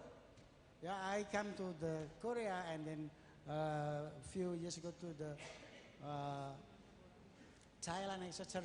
The Thailand, as you know, there is a province is from Malayu, so they need a bahasa Indonesia. And you know, I inform you that bahasa is the formal language in Asia. It's in ASEAN, yeah, in ASEAN or Asia. Province, it's ASEAN or Asia. Bahasa Indonesia is a formal language for Asia. So we have prepared it by BIPA. So the last night we discussed about that. So we will make a program, special program, and then the next, maybe in January, we go to the Thailand Selatan to sign about the collaboration for BIPA. If your campus not available the hosting or the e-learning, and you can inform to the ministry, so ADRI make consortium for you, and we prepare it for 5,000 lecturer free in ADRI digital class. What happened? Because we want to make your welfare. As you know, every account we can make and we can arrange everybody touching or open our material. We can charge it with a point or with a pulsa. So it is make your fit too. So it is important. So I hope there is the real of our action plan to how to make implementation revolution industry 4 to higher education with a 3 model. I think it's important for the ministry. Thank you.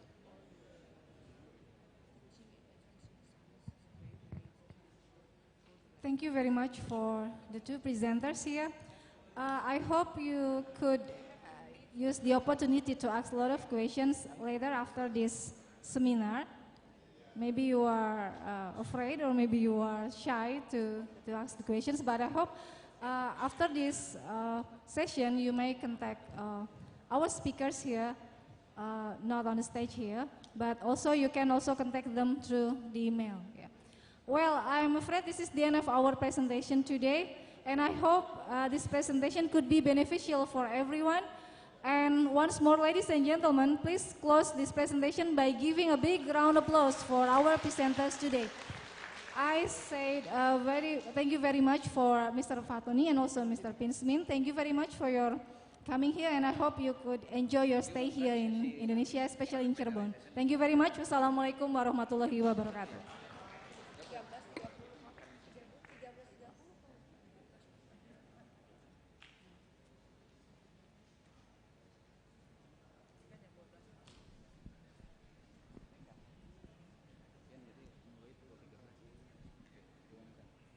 Well, thank you very much. So, ladies and gentlemen, please once again give a big applause for our first plenary session today. And this is a time for a break. We are pleased you all to have your lunch and take a break. And the next agenda will be the second plenary session, and it will be started at 13 o'clock. So please, you may enjoy your lunch and take a prayer first, and then go back here because we are going to have second plenary sessions at 13 o'clock. Thank you very much.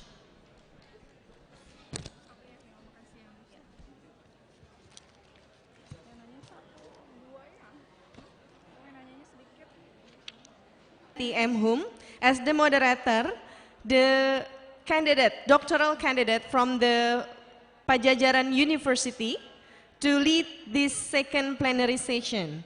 So, ladies and gentlemen, please give a big applause to Mrs. Dian Farijanti.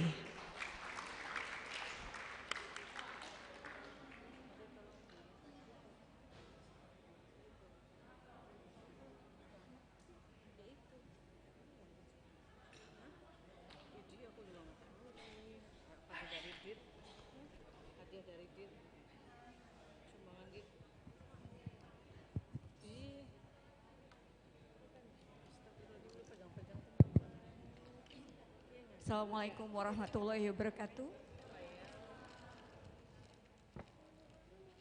Okay, ladies and gentlemen, now we are having the second session of plenary session. It is very proud of us to have the 20th International Conference Universitas Swadaya Gunung Jati in partnership with ADRI. It is also proud of us to have 3 keynote speakers with us here. And then the 3 keynote speakers are from different part of the world and also from different background of knowledge.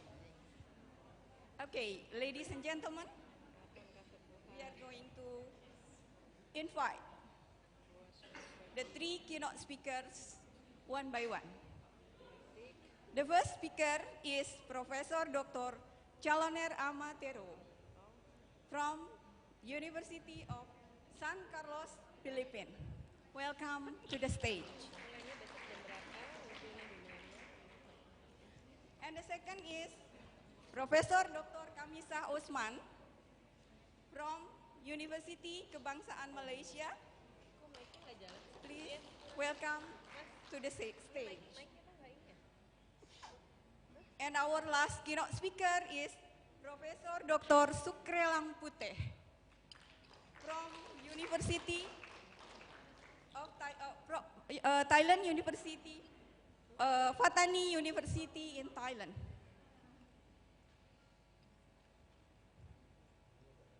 Okay, please give a very big applause to our 3 keynote speakers. Welcome to Indonesia. Welcome to Cirebon Unswagati. Okay, ladies and gentlemen, before presenting each of the presenters' material, we are going to give you each curriculum vitae of our keynote speakers. The first is for Professor Dr. Chaloner Amatero. Yeah, Professor Dr. Chaloner Amatero, focusing on auditing and accountancy. He is very active in international research and also as a reviewer in some journals in international scale.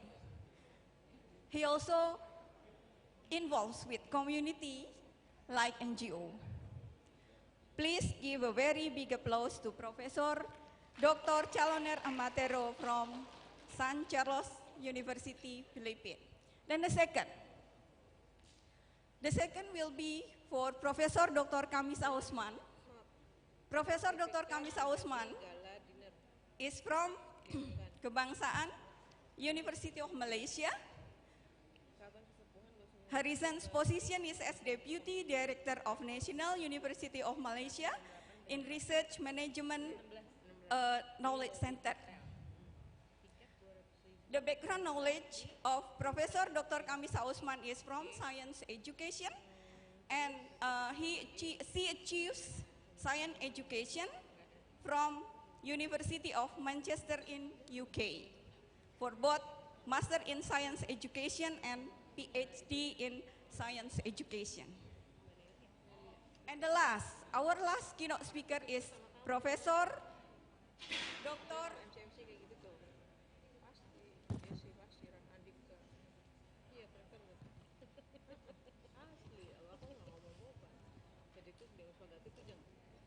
Professor Dr. Sukrelang Puteh.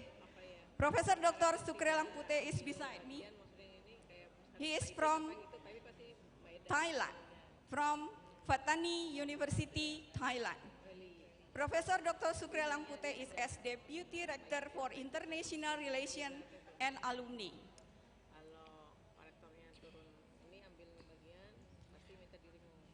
His experiences are not only from inside university but also from out of the university, like being Hajj Committee of Thailand and Standing Committee for House of Parliament on Islamic Affairs. And he has also achieved award. One of the award is the 500 most influential Muslim in the world in 2009. Okay. Please, audience, give a very big applause to the keynote speaker. Okay, ladies and gentlemen, we are going to have the session of presentation for each of the keynote speakers. We are going to give 15 minutes of each of the presentation, and then we start from Professor Dr. Matero. Okay, time is yours.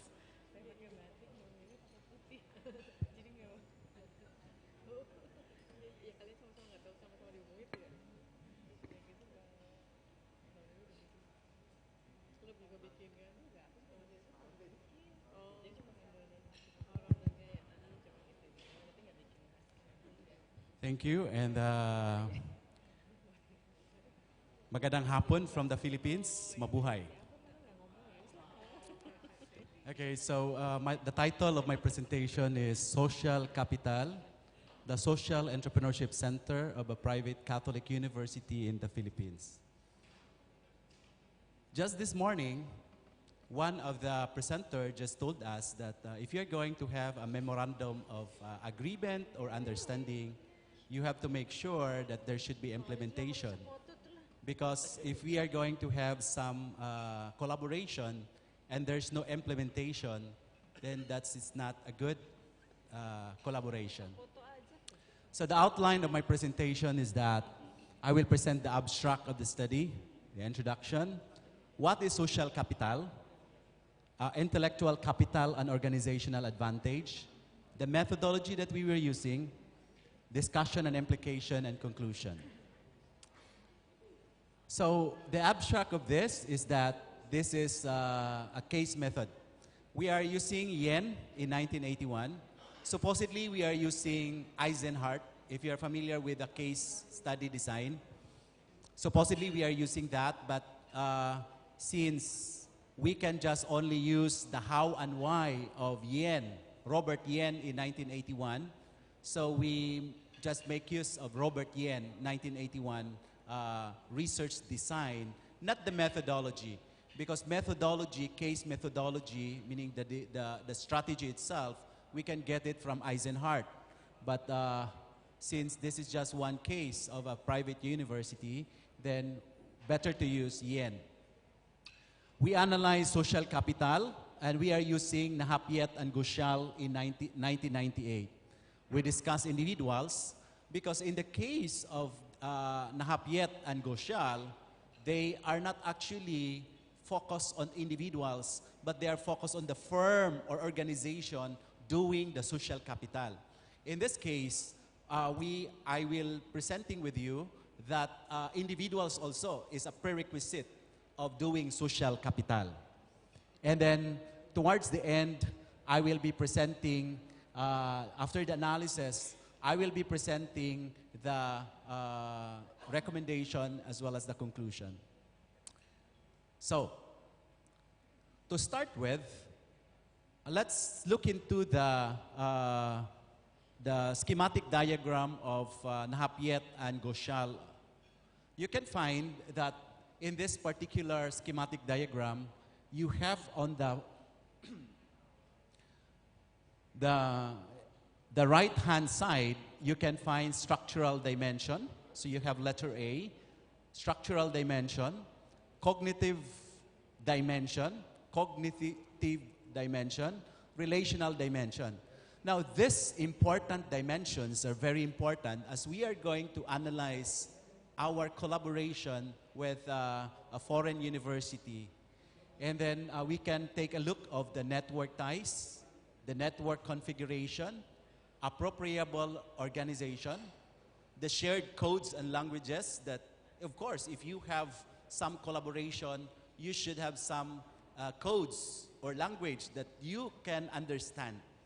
Even if you did not articulate it, you understand it already because you have that common code or language.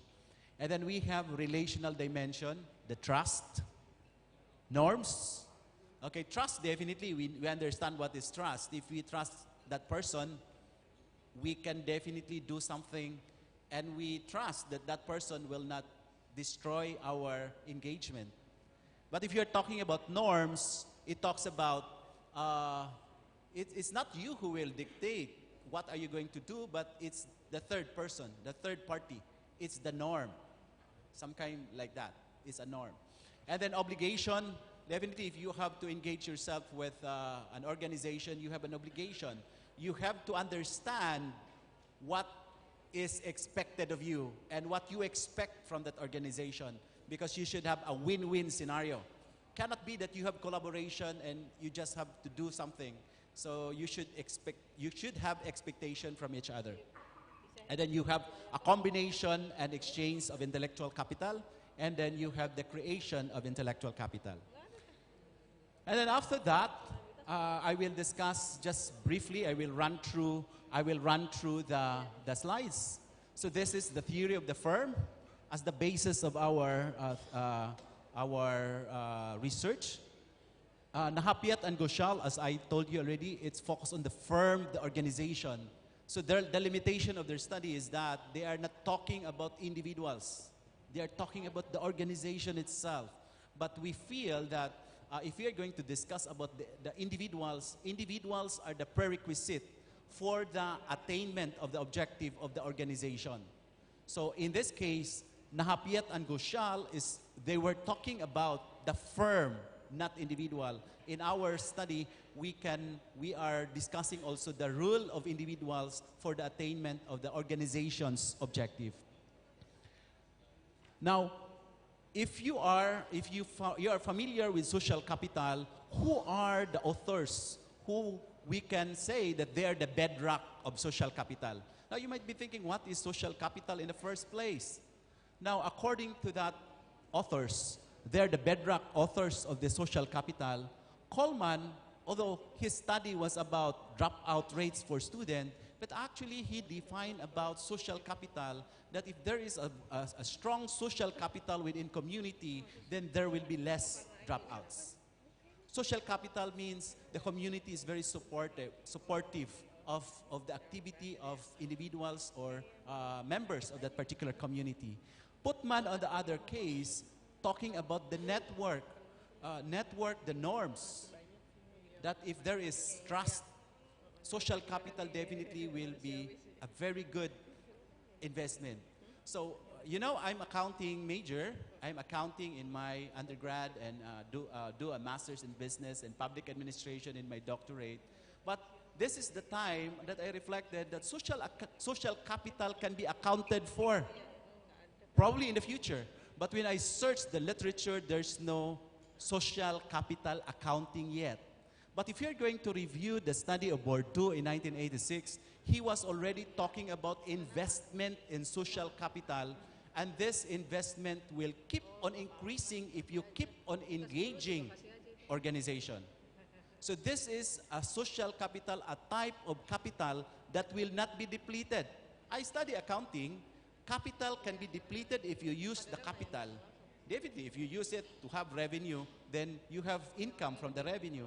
But social capital, even you reviewed the study of Bourdieu in 1986, this capital will not be depleted if you use it. It will be increased. Now, with that, our paper, we discuss individuals.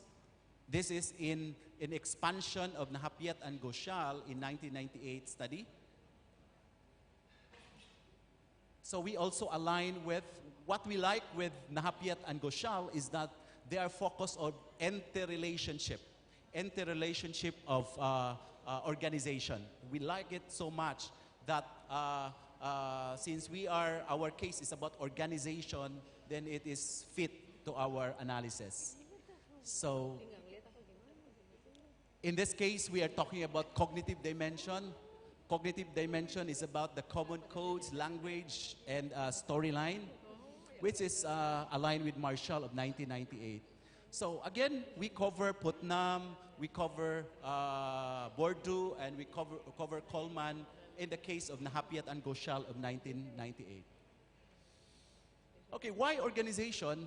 In this case, I will be presenting PCU stands for Private Catholic University in the Philippines, while FCU stands for a foreign Catholic university as it's in the United States. Why we are analyzing this? Because they have the capabilities to create and share the knowledge.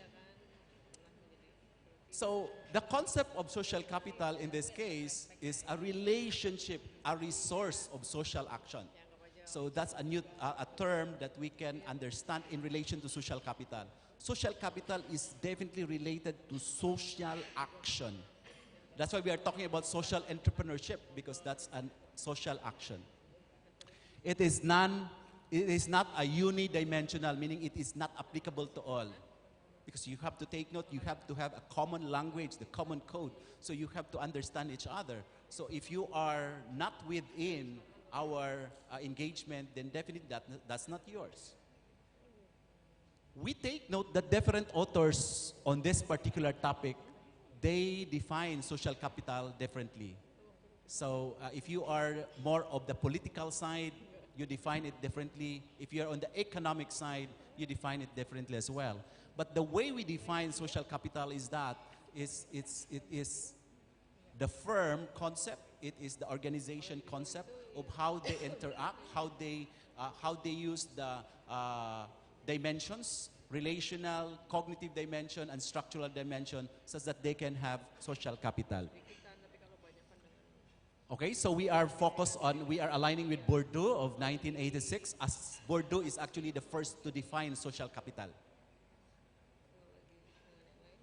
Okay, and Nahapiet is just talking about in 1998, but the Putnam study is also definitely suggesting what is really the meaning of social capital. While we are talking about on that level, now let me go to Asian and go down to the Philippine setting. So Wolcott said that if you're talking about social capital, it's translated differently, but it could be the same as in Asia or Africa. So therefore, we are talking about Preeti. Preeti in 2003 had a study of different program, different continents, including Asia, North America, South America, and Australia. And the study, they are talking about building trust. They are talking about development of new norms. They are talking about cooperation, which is actually the schematic diagram of Nahapiet and Ghoshal. Remember of the relational dimension, the trust, the norms, the obligations, and etc. Now, we go back to the Philippines. So from that macro and then to the Asian context, now let's go to the Philippines. There's a study in the Philippines and talking about social capital also. So again, it's aligned with what is defined in the larger scale. So this is another study in the Philippines and still aligned with the definition of social capital of Bordeaux. And then intellectual capital here is not about the individual knowledge, but this is about the collective knowledge. So again, this is the argument of Nahapiet and Ghoshal that social capital facilitates the development of intellectual capital. So social capital in this case is aggregation of individual phenomena.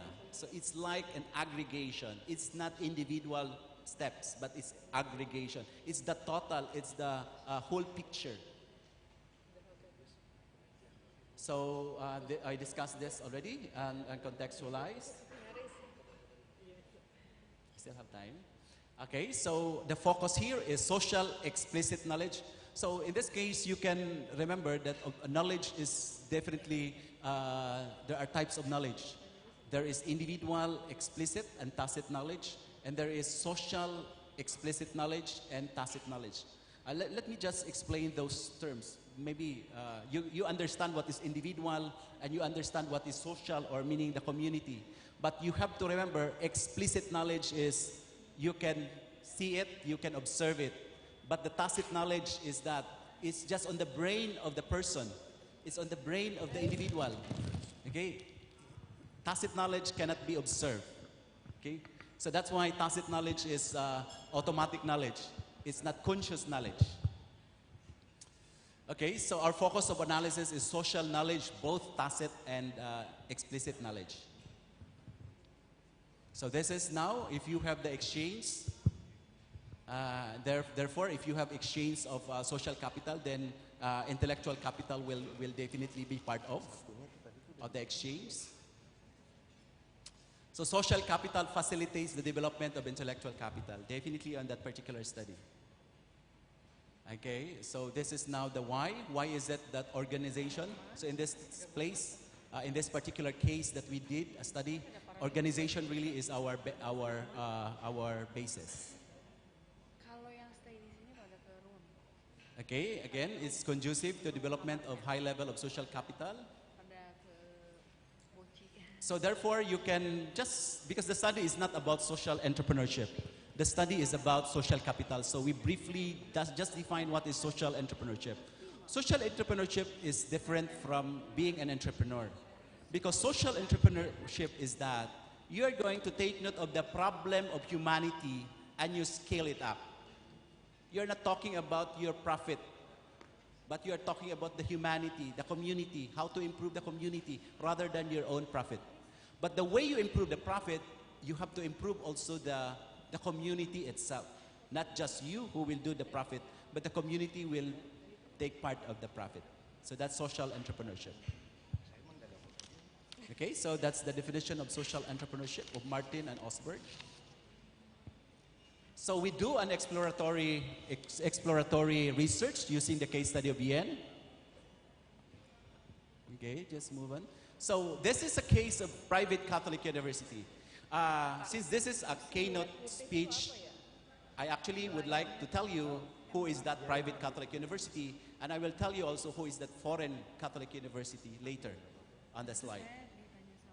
Okay, so that's the foreign Catholic university, and we have another organization. We call it as the Philippine NGO. That's a code name, but it's actually, there's a name for that. Okay, so go, and then we have another entity. And again, the limitation of the study is this. This is Nahapiat and Goshal of 1998 analysis. So the roots of intellectual capital deeply embedded in social relations and in the structure of these relations. We have to understand that. In that case, explaining the existence and contribution of the firm. Okay, so this is about discussion and implication already. I hope you are following with me. There you are. Since this is a keynote speech, I actually changed the implication of the study. I used already the real names. So this is our collaboration with Santa Clara University. It's California-based university. That particular picture, that's actually, you can take note that the Miller Center of Santa Clara University, they're very good in social entrepreneurship. You can search the net and you can take note what they are doing about social entrepreneurship for your added knowledge. Now you have to take a note that they posted this picture, you can find me there, they posted this picture in April 5 of 2017. But this happened in January of 2017. So this particular, you have to remember the schematic diagram of Nahapiat and Goshal about structural dimension. We are talking about trust. We are talking about norms. We are talking about obligations. We are talking about identification within each other. So it's a very long process because after the January, this picture last January of 2017, we had a lot of online meetings with this university, and we take note for that as we do, and we understand and reflect that we need to have more of trust, more of looking into the common language of each other, looking into the common codes to each other, such that we can implement something. Excuse Remember, me. it's just a little, 2 minutes. Remember that this one is April, so we have to take note for that dimension. Okay, so facets of social capital reduce transaction cost. Okay, so this happened in 2018 already. Manila Bulletin is a national newspaper in the Philippines, and they already noticed what we did in this particular part of the Philippines. So they said social entrepreneurship curbed the country's poverty. So that's more or less a lot of months already. Okay, so this is just the summary. Intellectual capital concentrated, creating, including its diffusion and exploitation. Exploration of organizational advantage began with a proposition, and the knowledge process will follow. Social and intellectual capital in the context of exploring and explaining the source of organizational advantage. Okay, so this is the last slide already. Connections, so this probably is the one that I will share with you. Connections is not a natural given or even a social given. It is a product of endless effort of the institution. Thank you very much. Okay. Thank you very much for the presentation. And the second presenter will be from Professor Dr. Kamisa Osman. Time is yours.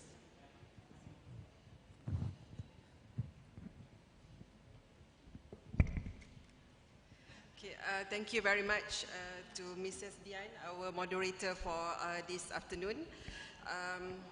Assalamualaikum warahmatullahi ta'ala wabarakatuh, and very good afternoon, sorry. So I'm going to be maybe a little bit of quick, because I prepared this presentation for 30 minutes, but I only have 15 minutes. Now, I'll be talking about CT, which is computational thinking and science learning, because I'm coming from educational background. So I'm going to share with you what we in Malaysia have done in order to integrate as well as develop students' computational thinking skills. Now, before I start, I just want to advertise or to share my university. So my university is National University of Malaysia. So we are currently at 184 positions in QS ranking, and for universities under 50 years old, we are at the position of 16. And according to subject area, our university is also highly ranked in terms of social science and management, as well as engineering and technology. So for those in this hall who would like to pursue your doctoral or your master's study, so you are welcome to my university. Okay, since I'm working at the Research Management Center, so we would like you to join us, based on our track achievement. Now,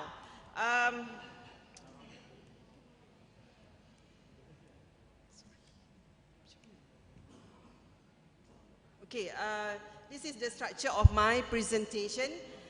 So first, I would like to emphasize why at the moment we need to emphasize on computational thinking. Now, I would like also to share computational thinking initiative in Malaysia, and maybe just a glimpse of it. I'm going to also inform you about the informal learning in order to further inculcate computational thinking in Malaysia. Now, why computational thinking? Okay, in this conference, I think we have been hearing about creativity, innovation, fourth industrial revolution, so on and so forth, as well as challenges for us as educators in especially with regard to the teaching and learning process. Now,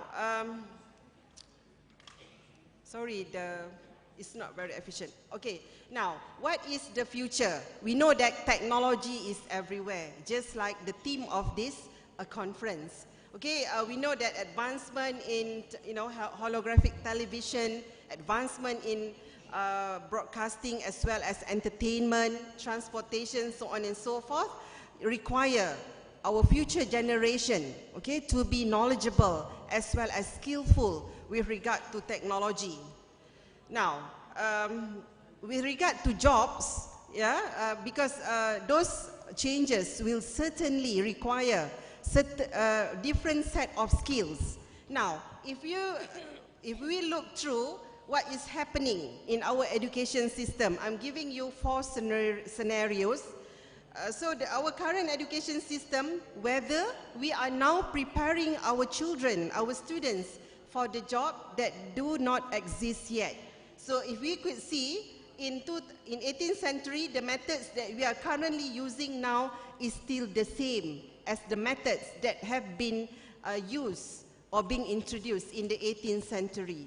So whether we have done enough or what we are currently doing is suitable in preparing our children in facing challenges as well as future job market, as well as requirements, so on and so forth.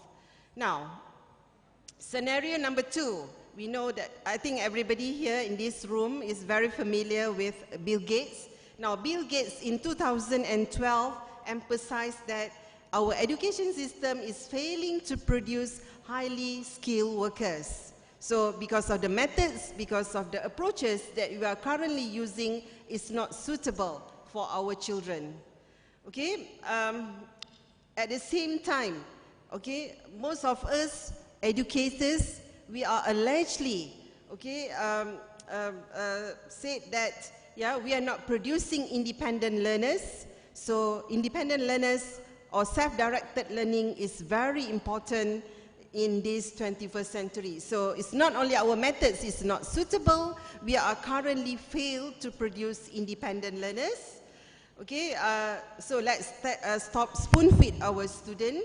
Now, if you look at scenario number 4, if you look at the graph, yeah, if we look at the graph, it says that fewer computer science students than 10 years ago. Okay, and half as many as women. Okay, meaning that declining numbers of our computer scientists, even we know that in the future, we really need more computer scientists. Okay? Now, it is also a global problem that we know that computers will displace humans in 60% of current occupation. I think just now, from one of our keynotes, yeah, this morning, he emphasized the fact that in this current 4th IR revolution, many of jobs, you know, might be changed and might be replaced by robots. So, yeah, it is being predicted that computers will displace in humans' job in almost 60%. And Hadi is also emphasized that understanding how technology works, how the internet works, and learning to solve problems with computational thinking, these skills that are as important as learning how electricity works, how digestion works, or solving problems using algebra. So, you know, the 4 scenarios that I have given to you, yeah, paint a very clear picture why we need to teach our students about computational thinking. And these are the main challenges of educators, especially in this current 21st century. Now, so what is computational thinking? Okay, I've given you the tables, but basically, computational thinking is a skill. Maybe I skip this, yeah, because this is the situation in Malaysia. Now, this is also just want to share with all of you that, you know, STEM professions need most computational thinking, but since we don't have enough time, maybe I skip this. So I'm going to introduce you what is computational thinking. Now, computational thinking is the thought process involved in formulating problems and their solutions, so that the solutions are represented in a form that can be effectively carried out by information processing agent.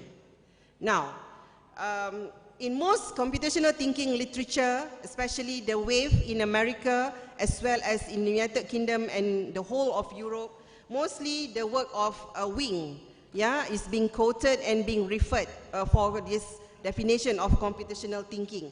Basically, computational thinking involves 6 main concepts: decompose, pattern recognitions, abstraction, algorithm, logical reasoning, as well as evaluation.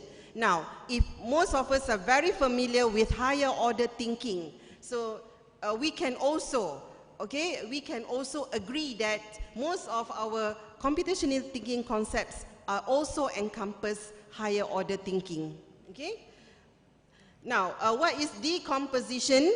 Yeah, in decomposition, meaning that students need to be able to break tasks into minor detail. Now, what about pattern recognition? In pattern recognitions, refer to the children's ability to notice similarities or common differences. Abstraction. So, in this case, abstractions require us to choose the right methods, to selectively choose what are the best procedures that we need to undertake in order to solve certain problems given to us.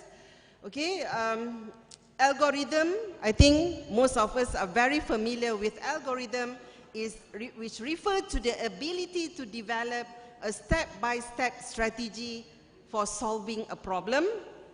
Okay, and then logical reasoning. Okay, these skills will be able to help children in order to make deductions, inference based on the information given to them. And finally, evaluation. Okay, in this sense, yeah, students are able to develop solution as well as to evaluate the suitability as well as the effectiveness of those solutions.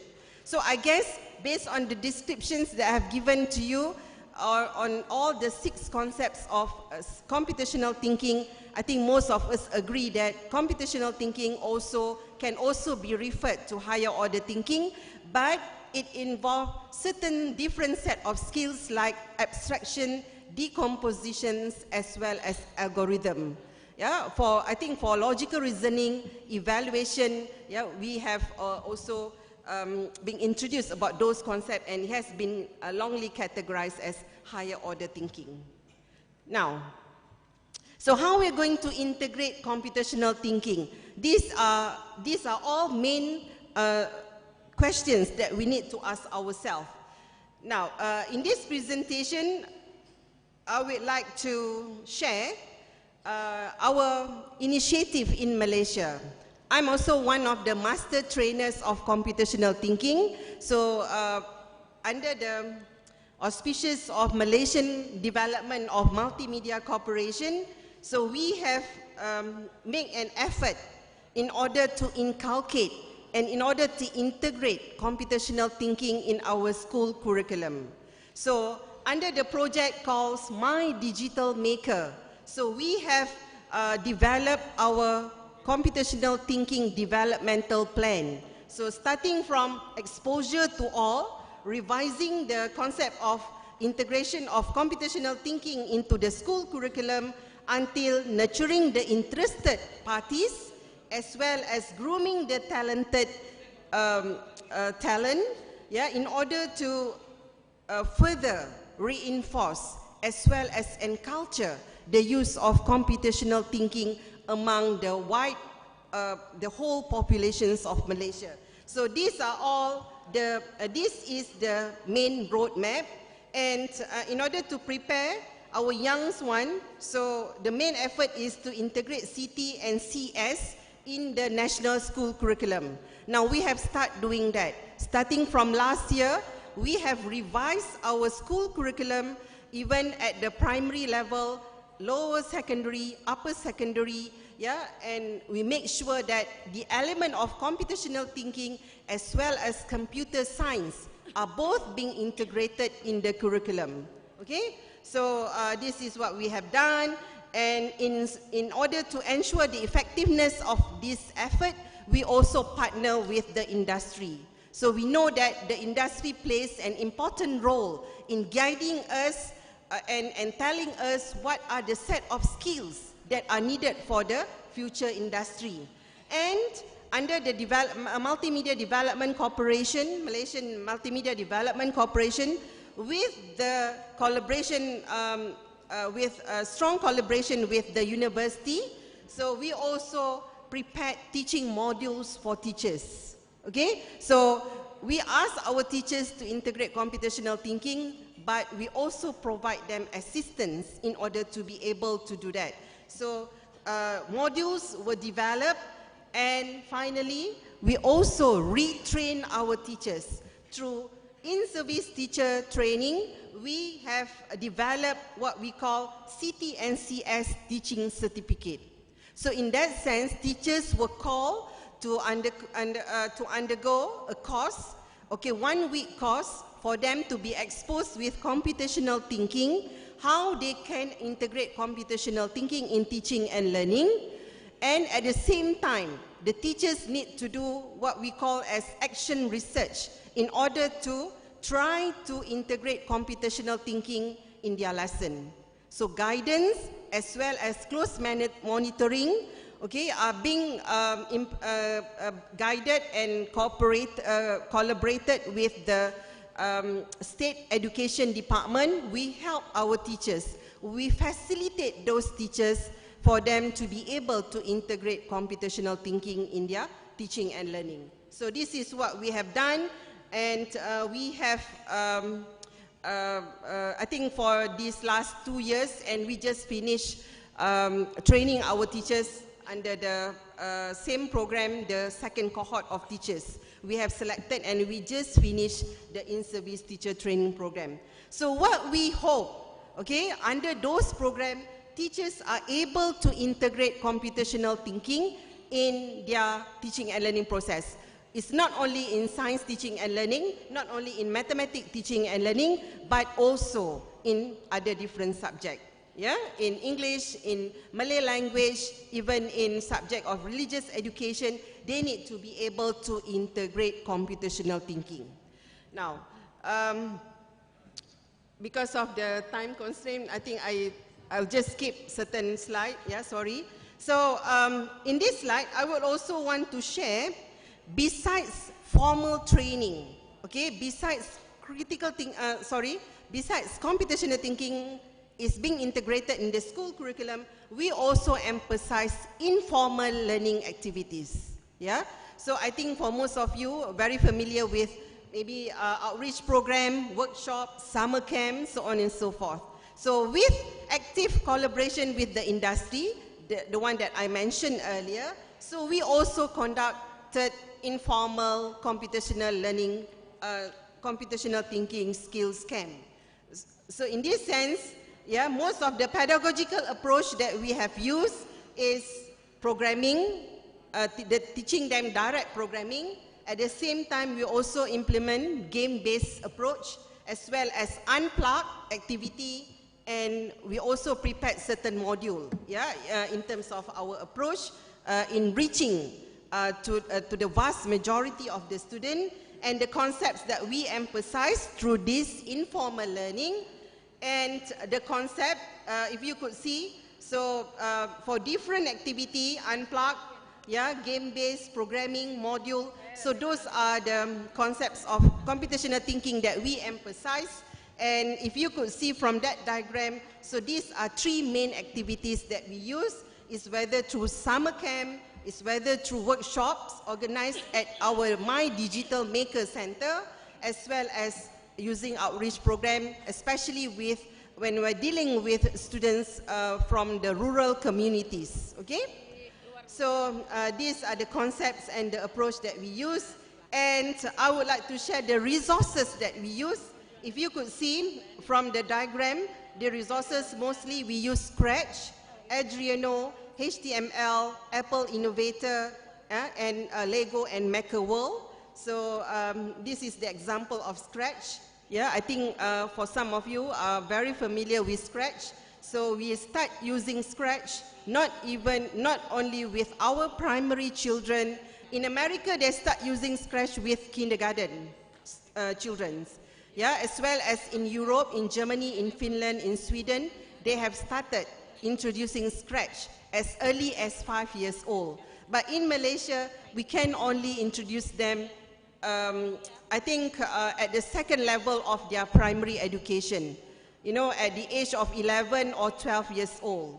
Yeah, because of the social demographics and as well as the socio-economic status of our children, we will not be able to introduce it as early as kindergarten.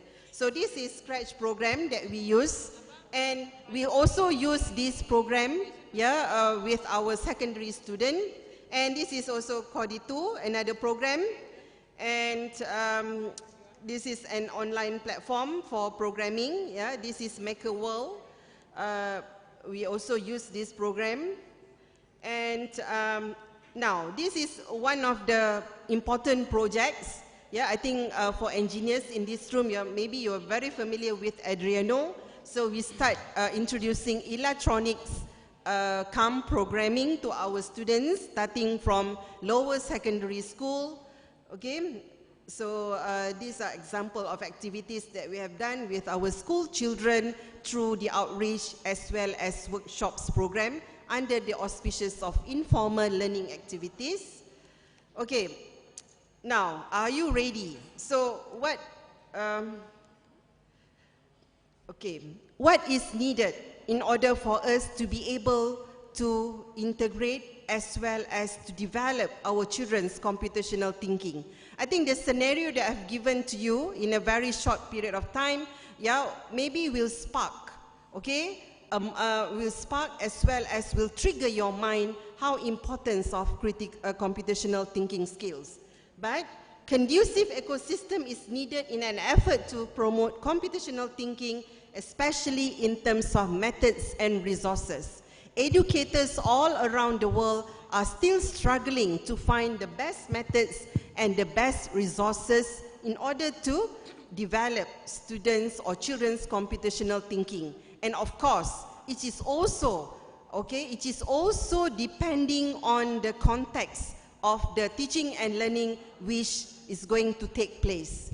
So when we are dealing with children from high socio-economic status, maybe different approach, different methods, different tools are needed.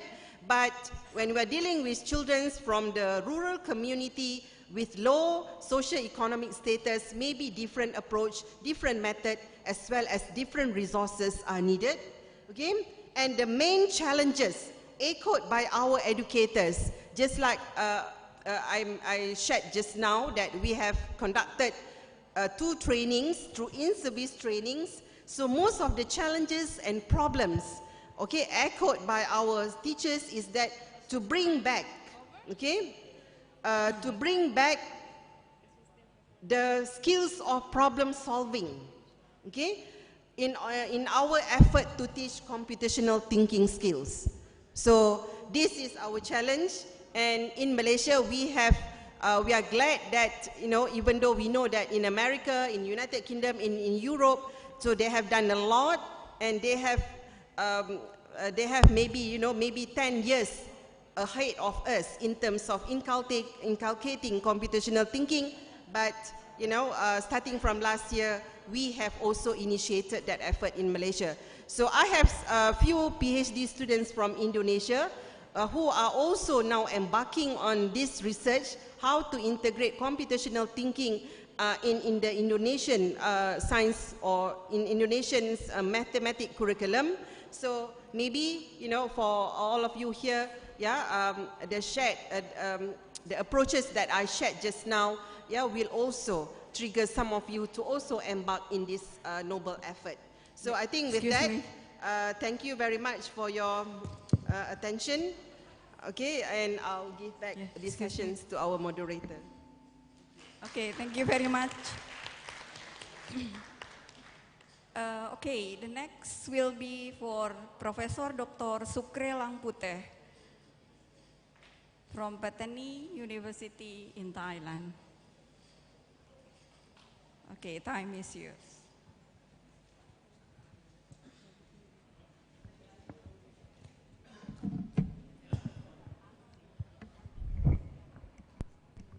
أعوذ بالله من الشيطان الرجيم بسم الله الرحمن الرحيم الحمد لله رب العالمين وبه نستعين ولا حول ولا قوة إلا هو من بالاه أما بعد. Madam Moderator, speakers, and last but not least to the participants of the International Conference today, that allow me to greet you in Thai language. สวัสดีครับและก็ขอบคุณทุกท่านที่ให้โอกาสผมและมหาวิทยาลัยปัตตานีมาร่วมรายการงานสัมมนาที่เชอร์บอนในครั้งนี้ Ada siapa yang bisa paham tadi? Sebenarnya tulisan bahasa Thailand itu kurang lebih tulisan Sanskrit Ono Coroko juga. Dan biarlah saya menggunakan bahasa ancestors saya, kakek-kakek saya yang disampaikan oleh Pak Rektor bahwa memang jelas kami ada darah Jawa, tapi nggak tahu dari mana. Kakek-kakek saya sebagai pelarian perang 100 tahun dahulu ke Malaya, terus ke Pinang, dan akhirnya ke Thailand. Because of Anglo-Semitic Treaty 1909 between Thai, at that time not called Thai yet, Siam King, and British colony finally settled, my province is given or divided to Thai territories. So because of that, I am now holding Thai passport. Walau bagaimanapun, dua negara yang nyaman sekali saya berada yaitu di Indonesia, terutamanya kalau di Jawa. Kalau di Thailand saya sering mengatakan bahwa kami orang Thai Jawa. Kalau di Jawa saya mengatakan bahwa saya orang Jawa Thailand. Gitu. Alhamdulillah, another city that I'm pleased always when I go there, that is China. Karena kakek-kakek saya sebelah ayah yaitu dari China. Because of that, I went to China. Utlubul ilma walau kana bisfisin. Saya ke sana mengikut hadis itu, jadi S3 saya di China. Dan di sanalah saya dapat mengetahui sebenarnya umat Islam di China itu bukan 30 juta, 40 juta, 50 juta seperti mana yang dituliskan oleh pemerintah China, bahkan ratusan juta. Dan masjid-masjid di China itu, kalau tadinya bersama Pak Advisor to the Ministry mengatakan bahwa beliau baru saja dari Guangzhou. Sebutan bukan Guangzhou ya, walaupun Z tulisnya Guangzhou, Nanjing, Guangzhou. Masjid di Guangzhou adalah masjid terutamanya kalau menara itu dibenakan oleh sahabat Sa'ad bin Waqqas. Jadi umur masjidnya 1300 tahun lebih. Begitu juga di Beijing, masjidnya di Beijing 1300 tahun lebih. Begitu juga di Xi'an. So based on that, how related to my discussion, I believe in Islam, and I believe that Islam is the vehicle. Islam is the instrument. And I would like to say here that it is not only Islam, even Buddhism, even Christianity, and some of the religion is the base for economic development. Okay, move on. So that's why the first question that we have to ask ourselves is, who am I? If we cannot answer ourselves, finally we will come to nowhere, come to nothing. But once you know that what religion you are holding now, who are people who are living besides you, and then you will know what to position yourself, especially in terms of economic. In terms of economic, I would like to say that Islam is not for Muslim, and the Quran is not for Muslim. The Quran is Alameen, and Islam is given not only for Muslim. Even my friend, my parents-in-law who are not Muslim, they are using and they are committing to the teaching of Al-Quran, even though they are not Muslim. As long as they are not doing whatever things, regarded or considered wrong in Islam. Okay, go on please. So, I try to understand before talking to ASEAN 4.0 and how ASEAN 4.0 become platform for the implementations of Islamic economics, Buddhist economic or Christian economic in order to strengthen our economic ties among 10 countries plus ASEAN plus 3 and ASEAN plus some other countries more. So when ASEAN motto says one vision, one identity, one community, I try to understand from this point that is one vision is one aqidah. If we are talking about aqidah, in ASEAN community we do have 300 million Muslims who are holding the same aqidah. La ilaha illallah wa Muhammad Rasulullah. We are not talking, the border, how important of the passport in order to cross the border, how your fingerprints is important. No.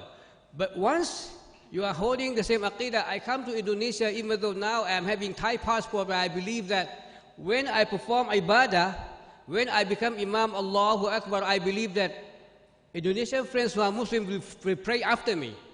Right or wrong? When I am Imam, you will follow me.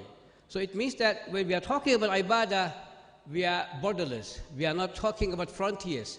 And then when ASEAN community having the motto saying that one community, that is in fact one ummah. How the ummah could strengthen ASEAN, or how the ummah finally not strengthening but defeating ASEAN or making ASEAN fail? Go on, please. Well, since my presentation will be a bit conceptual, not really, methodological presentation, so I will just ask you to come with me and understand with me the concept of how religious-based economy that finally brings us together and strengthen our community, our society and our region. Okay, look at this.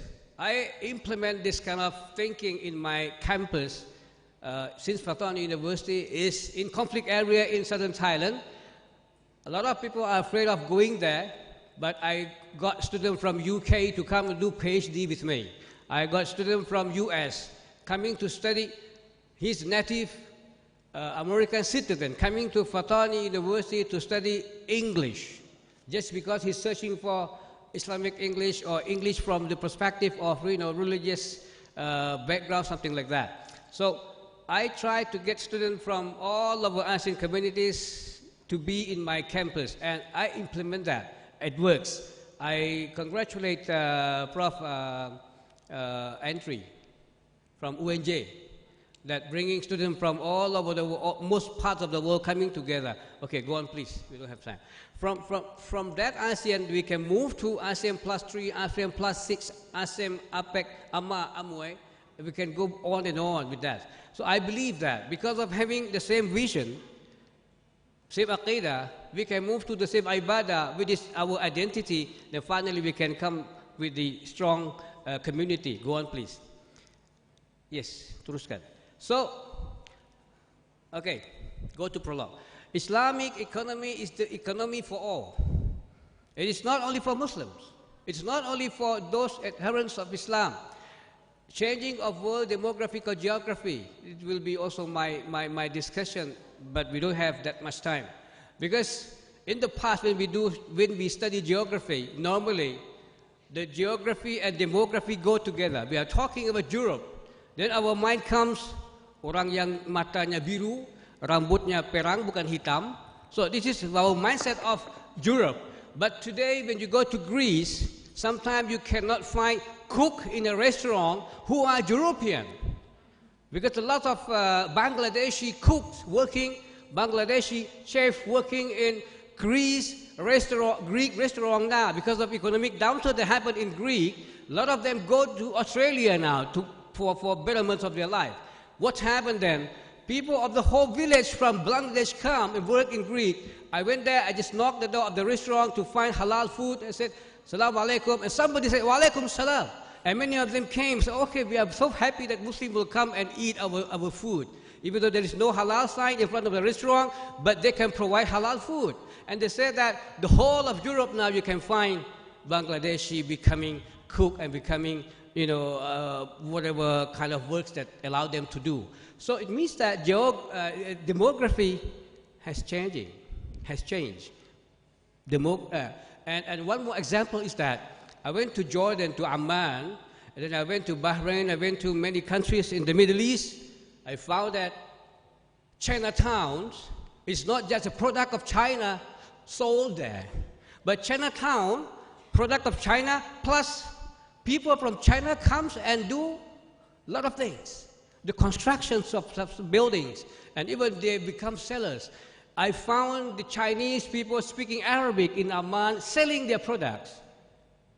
I found they are speaking Malay in Vietnam selling their products. So geography and demography is something that we have to put question mark and do more work, more research. Because transnational migration that happened today is very interesting. I'm afraid of time now. And then because of, today Adri has mentioned, Dr. Fatani has mentioned that digital class or digital education that will happen between Adri communities. Belum, Pak. He wants me to finish faster. Okay, moving towards digital economy. And digital class, digital program, digital education, all of these will move you, will mobilize you to digital economy. And I believe that because of this digital economy, that will move towards the transnational digital citizen. Now people move to one country to another country without carrying anything. You don't have to carry luggage anymore. if you can find cheaper clothes in another country, and you don't have to pay 20 kilo luggage with 1 million rupiah or 2 million rupiah, you don't have to pay that as long as you can find new clothes in Surabaya or somewhere else, and you just carry smartphone, you can be everywhere. In the future, I believe that there will be countries in Southeast Asia that start using non-passport or non-hard copy passport to move to each other. Okay, go on please. Ibu Dian, kalau habis waktu tolong kasih tahu ya. Okay, when it comes to religious-based economy, I would like to just focus to Islam. When I was a student of Tadika, or student of TK was Tika. Bunyan Islamu ala khamsin. Bunyan Islamu ala khamsin. Then we said what dalam bahasa? Islam itu berdiri di atas lima rukun. So when I'm trying to understand, when I'm getting old, not old yet, when I'm growing, I'm trying to ask why this hadith use bunya. Why bunya? Why not jala? For those who know Arabic, the Prophet can say jala al-Islamu ala khamsin, and the Prophet can say kana al-Islamu bina'un ala khamsa arkan. The phrase of the hadith can be like that. But why bunya? And the word bunya is in a passive form. It means that Islam is built, and building needs architecture of mind. Building needs engineering of mind. Building needs construction with need money. It means that Islam is a construction, and this construction you say shahadatain, and because of shahadatain la ilaha illallah wa Muhammad Rasulullah, it means what? It means you have to create, you have to establish education. Education from small boys up to PhD. How much we pay for education? That's why for rukun Islam yang pertama itu bagi saya itu adalah educational economy. 250 million of Indonesians. How much you pay for knowing God, knowing Muhammad? How much we pay for that? So that's why I said, just talking about educational economy, how much we pay for, how much can we generate income from education, and how much you can get people from outside Indonesia to study here just because to study in EIN, in UIN, and some others. Okay, go on. When we talk about salat, normally we are talking about salat on what? For rukun, haram, halal, makruh, mubah. Ini tak sah, ini sah, ini tak bagus, ini tak kena. But I would try to move your mind to think about salat is what? Textile economy. Because when you are going to salat, you are instructed to wear, untuk lelaki kan, untuk cowok itu kan auratnya itu, concept of aurat comes. When concept of aurat comes, fashion design comes. Costume for praying comes. And how much Tanah Abang play the role of selling this kind of, not batik, pakaian untuk salat itu. So I try to understand salat not from halal haram or hak ahkam, but from textile economy. Next, siyam. For siyam, can you imagine in a country which Muslim is not majority, a country like Thailand, country like Laos, country like Vietnam and Myanmar in ASEAN community, Ramadan is what? Ramadan is food exhibition. In Cambodia, in Phnom Penh, in Ramadan, our non-Muslim friends come to taste halal food.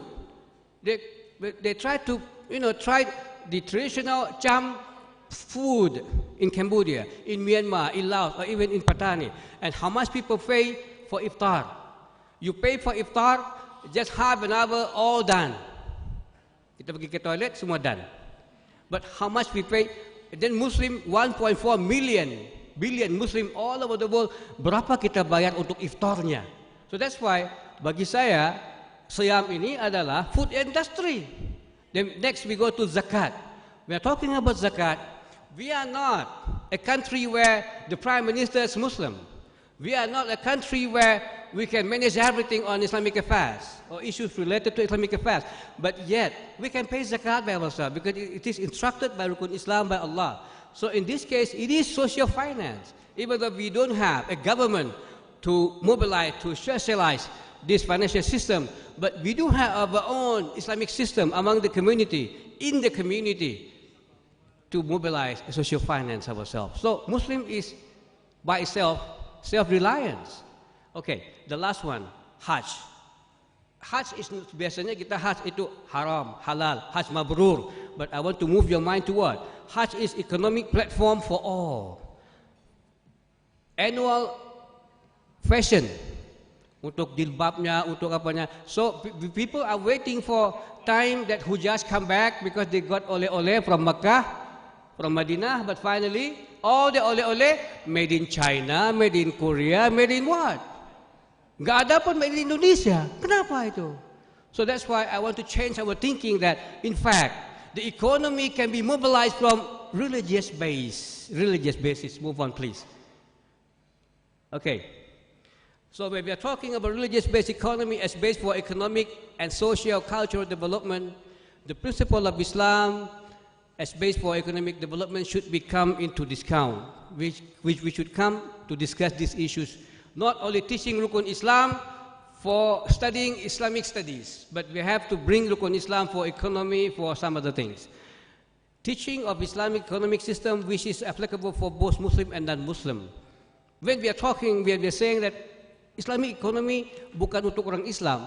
Jadi yang bukan Islam akan merasai bahwa Islamic economy juga untuk mereka. So they will not be burdens. Like for example, Islamic Bank in Thailand. The MD, the managing director of Islamic Bank, since the conceptions of Islamic Bank until now, we do have 3 MDs. The first, the second, and the third, all are non-Muslims, and they can do well. Okay, the last one, I believe that this economic development based on religions will bring what? Baldatun tayyibatun wa rabbun ghafur. Not to produce Islamic State, not to produce separations of new country, whatever, for Muslim minorities, but either Muslim minorities or Muslim majority, our task is to produce baldatun tayyibatun wa rabbun ghafur. Next please. How many minutes more? Finish? Yeah, yeah. Yes? Okay, stick with Allahu Akbar. 15 minutes. Okay, go on please. Okay. Challenges for actualizing of religious-based economy is in fact our mindset, our worldview.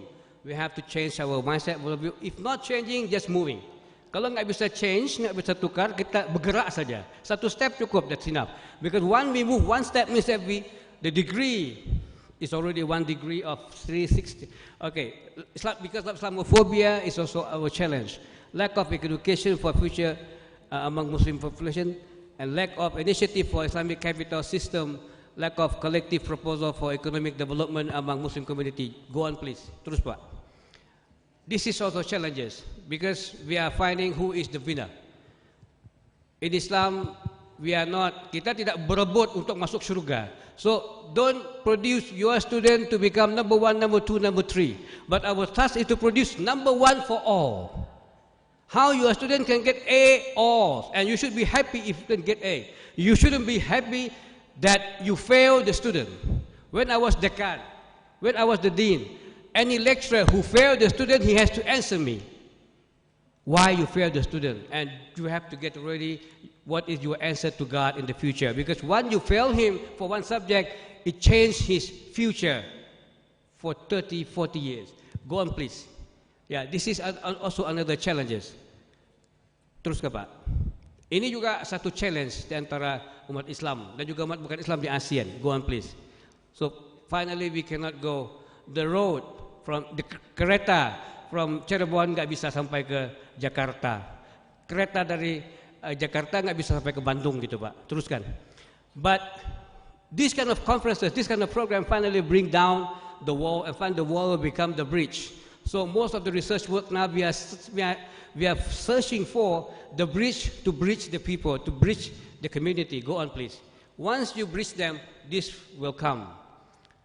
Helping each other, the Philippines, working together, collaborate with Thailand, Thailand with Malaysia, and then go please. Next. Yes, this is what I mean. Semua dapat nomor 1, semua dapat A, semua dapat winner. Champion is not only 3, but champion is for all. Yes, go on please. Yes, I'm not promoting gays, LGBT, whatsoever, but I want to say that the young should respect the elders should give warm support. Go on please. Udah habis now.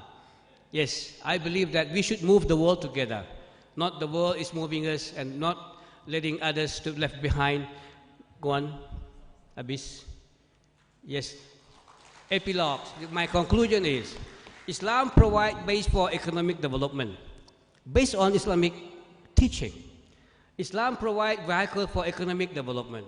Not only providing basis, but also providing the vehicles, like hadith just now. Muslims should be upper hands in economic, socio-economic development. Not always happy with receiving, but we should be happy with giving. Yes. Last one. Thank you very much in bahasa Inggris. Terima kasih bahasa Indonesia, bahasa Malaysia, bahasa Brunei. Okun bahasa Cambodia. Kopchai bahasa Laos. Kenyizu Tinbade bahasa Myanmar. Selamat po bahasa Prof Matero. And Kemon bahasa Vietnam. Last kali bahasa Thai Kop Kun. Sawadee krap. Thank you very much. Okay, ladies and gentlemen, now we are going to have the session of question and answer for the three keynote speakers today. To fulfill the curiosity with all the economic base, education, and also Islamic economy, we are going to open 3 questions only for the first session. Okay, please. Say your name and also your institution. Okay, number 1. Okay, the first, the second, and then the third. Okay, please come.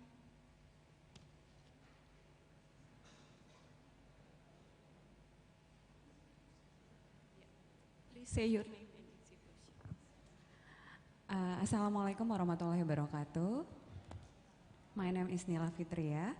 I am from University Al-Azhar of Indonesia. I want to ask the Professor Dr. Kamisah Osman. The first question is, thank you. Your presentation is very interesting for me and for others. Talking about STEM, you said that STEM is implementation in children. Can you give me some example how STEM implementation in kindergarten? Because my major is from early childhood education. Okay, thank you. Okay, thank you very much. We go on to the second speaker question, please.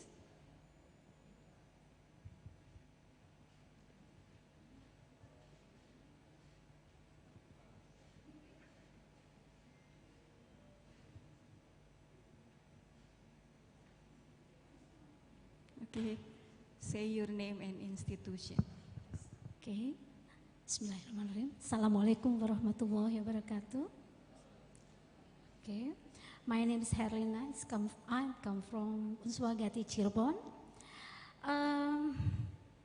The questions are for Mr. Matero. Even though economic is not my field, but I'm curious with your topic. The question is how to build trust so that people trust us. And the second is how to measure trust as a social capital. Thank you. Okay, thank you. Thank you very much. Then go on for the third.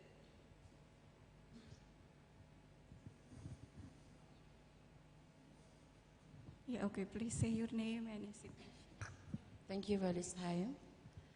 I am Panca Pertiwidayati. I come from Universitas Pasundan, Bandung. I question for Professor Sukri. Singkat saja. How to increase non-Muslim interest in Islamic economy? Thank you. Okay, How you. to increase. Yeah,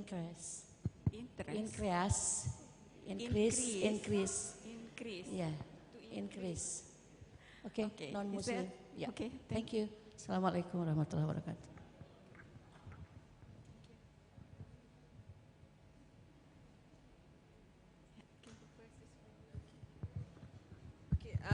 you very much for our friends, yeah, for the questions. Okay, in Malaysia, just now I also I have prepared, I think 2 or 3 slides regarding STEM teaching and learning. So I think for most of us here are very familiar with the acronym S for science, T for technology, E for engineering, and for M for mathematics. Now, the situation in Malaysia, yeah, just like to share. Actually, the teaching of STEMs require the the educator or teachers, okay, to integrate, okay, the element of science with the teaching of maths, engineering, and technology. This is actually to stimulate students to the highest level of the thinking operation. I think for most of us who are educators here are very familiar with the Bloom revised taxonomy, okay? Now, we know that the highest level in the Bloom's revised taxonomy is to create, okay? So, in order to achieve those highest level of thinking operation, meaning that students are able to create, so we emphasize STEM teaching and learning approach primarily at the lower secondary as well as the upper secondary. Now, the movement, we also have cascaded the movement into primary education. But as we could see, the integration approach is rather difficult to implement at the very early age, okay? Because in order for the students, for the children to be able to integrate all those 4 pillars, okay? Science, technology, engineering, mathematics, they need to first acquire the basic concepts, okay, of science, teaching, engineering, and mathematics. Now, what we did in Malaysia, mostly for the upper secondary and lower secondary, we implement STEM approach through project-based learning, okay? Now, the students are given projects for them to fulfill the projects.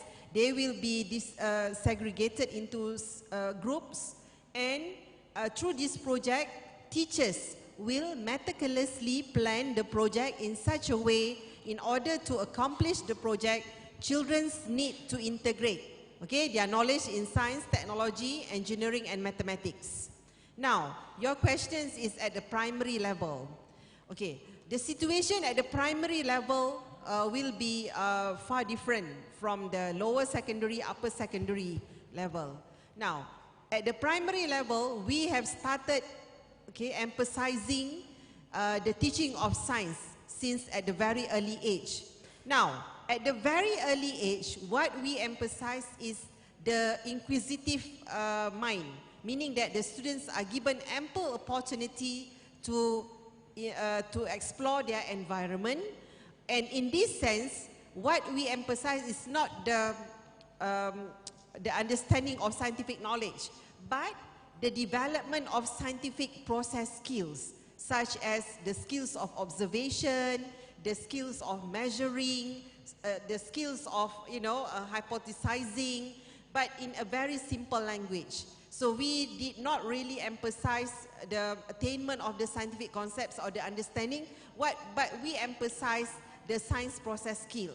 Okay, this is why, as we could see, the movement in the United Kingdom, whereby at the very early age, students are being immersed by activities which will develop their science process skill and manipulative skill, not really the attainment of certain level of understanding of scientific concept. We emphasize and we give the students the true picture of what science really is by providing them activities which will stimulate them to explore their environment. So we emphasize more on the skills at the kindergarten level rather than the scientific knowledge itself. Okay, so I think you could see the difference between STEM approach at the primary level, at the kindergarten, and then subsequent to that, the primary, lower secondary, and upper secondary. Okay, I think I have helped you clarify your questions. Thank you. Thank you very much. For the second question, is for you, Professor Montero. Okay, thank you very much for that question. The question actually is how will you evaluate trust and how you are going to measure trust? Okay, how to make the other organization. So that's why we are using Nahapiet and Goshal, because Nahapiet and Goshal is talking about the firm or the organization. It's not talking about the person. Because if you're talking about the person, means it's very difficult sometimes to trust. But when you trust an organization, an institution, then you trust it as really, you trust that organization, not the person. Okay. Now, in the case that I presented, the trust actually is prerequisite of the individual also, which I presented also. The trust really coming from the individual, but at the end, it's the organization who will enjoy that trust, not the individual, because the individual will come and go. Okay, mind you, I was actually the one initiating that particular program. I'm not already part now of that program. So individuals will come and go, but the organization will remain. Okay, so that's why Nahapiet and Goshal really is the firm or organization that will be the one who will benefit the social capital. Now you might be asking how to account. That is also my question. Accounting, you know, I'm an accounting. Now, if you're going to look into the literature, there's no accounting for social capital. But when I reflected on that, probably in the future, that will be one of the areas that I will do as my study. Why? Because as I do the case analysis, as I answer the how, the mechanism of social capital, and the why is it the social capital will increase rather than deplete when used, when there is engagement? Why there is an increase of that social capital value? Let me cite that scenario. In my university, if we are going to set up our own social entrepreneurship center, it will require us 50 years to develop that. But since we have the partner who had already experienced for the last 13 years, that will definitely shorten our learning curve. That's a lot of savings. Another thing, before we engage that organization, that foreign university, we already set up and we have a brand identity already that we want to be branded as very strong in social entrepreneurship. Because our government in the Philippines assigned our university as Center for Entrepreneurship. We said, what entrepreneurship, what kind of entrepreneurship we are excellent at? So we said, probably we have to be identified as very good or excellent in social entrepreneurship. But when we enumerated or inventory our strength, we are not yet at that level. So we need somebody to train us, to give us the technology. So there you are. Before an engagement, you already know what you want, what you expect. And that is the Goshal and Nahapiet social capital. You should know what you expect and what our expectation, what will be your obligation, what's the obligation of another party. It boils down to the second assumption of social capital, that can be accessed only if you have an understanding. It cannot be accessed by everybody, but the two of you only. But the benefit will be the social impact. It's not just the two benefit. Okay, the last question is for Yes, Professor. thank you very much for the question. In order to create the awareness or even to create platform for Islamic economics, I think we should come with the holistic approach. If we are talking about holistic approach here, I would like to, we do have conventional textbook on political thought, political history. At the same time, we do have books on Sharia, on Mu'amalat, and some other things. Yes, Sharia. So what happened then, the university has the policy of producing, asking professors to produce more books on integrated approach. So finally, we do have, these integrated books on Islamic politics, or finally the kuliah of the Faculty of Economics, by not putting Islamic economics, but the book itself or the teaching itself is integrated approach. Well, when we do have books, we do have textbooks, then what we do need to do further is to produce teachers. So teacher training is very important. Teacher training at the level of thought, at the level of practice, must go in line with what we really want. Now, the need or demands for those who are experts on Islamic economics are very high in Thailand or even in UK. When they open 5 non or interest-free banks, not to be called Islamic banks, but non-interest or interest-free bank in UK. 5 banks at the same time launched in UK.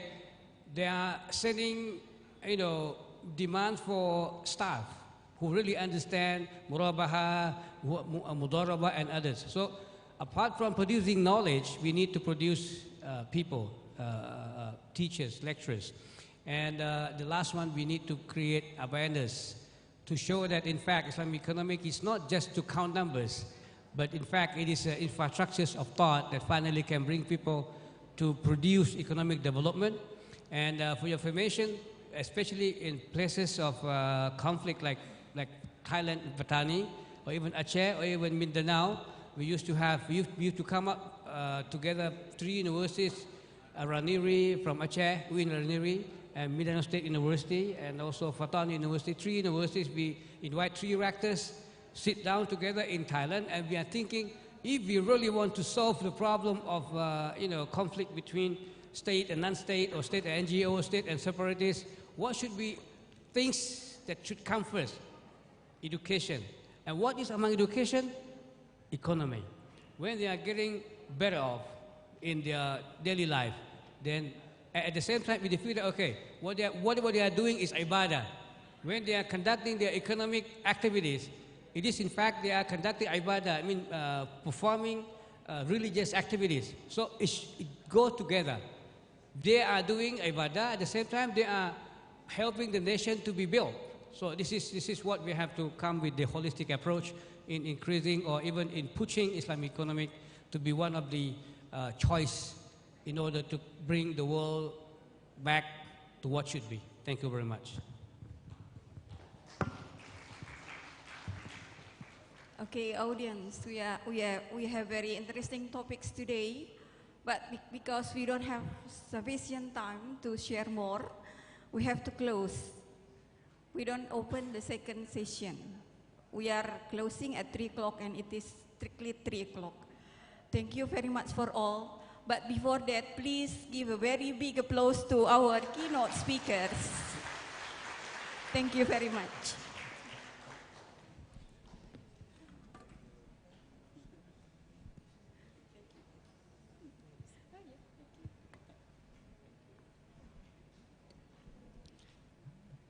Okay, Excellencies, distinguished guests, ladies and gentlemen, so please give one round of big applause once again for our second plenary session today. Okay, ladies and gentlemen, so continuing to the next agenda, it will be a time for coffee breaks. So we please you all to have your coffee break and snacks, and you may do Asar prayer. But before that, let me inform you that the next agenda after coffee break, it will be the second parallel session, and it will be started at 15:13 until 70:30. And we would like to inform you also that the certificate will be given during the dinner times or gala dinner time. So please, you have to be waiting until the gala dinner, and then also the gala dinner will be started at 7 p.m. tonight. And I would also inform you about cultural visit. The cultural visit will be conducted tomorrow. For those who are interested to join for cultural visit, you may register yourself in the registrations area. The fee is about 200,000, and the place to visit will be Kraton Kesepuhan, Gua Sunyaragi, Batik Empal Gentong, Rumah Karang, dan oleh-oleh khas Cirebon. And for those who are interested, you may gather tomorrow in the lobby of this Prima Hotel at 8 o'clock, because city tour will be started at 8 o'clock until 16 p.m. So thank you very much. Don't forget to be your room for the second parallel sessions. Thank you.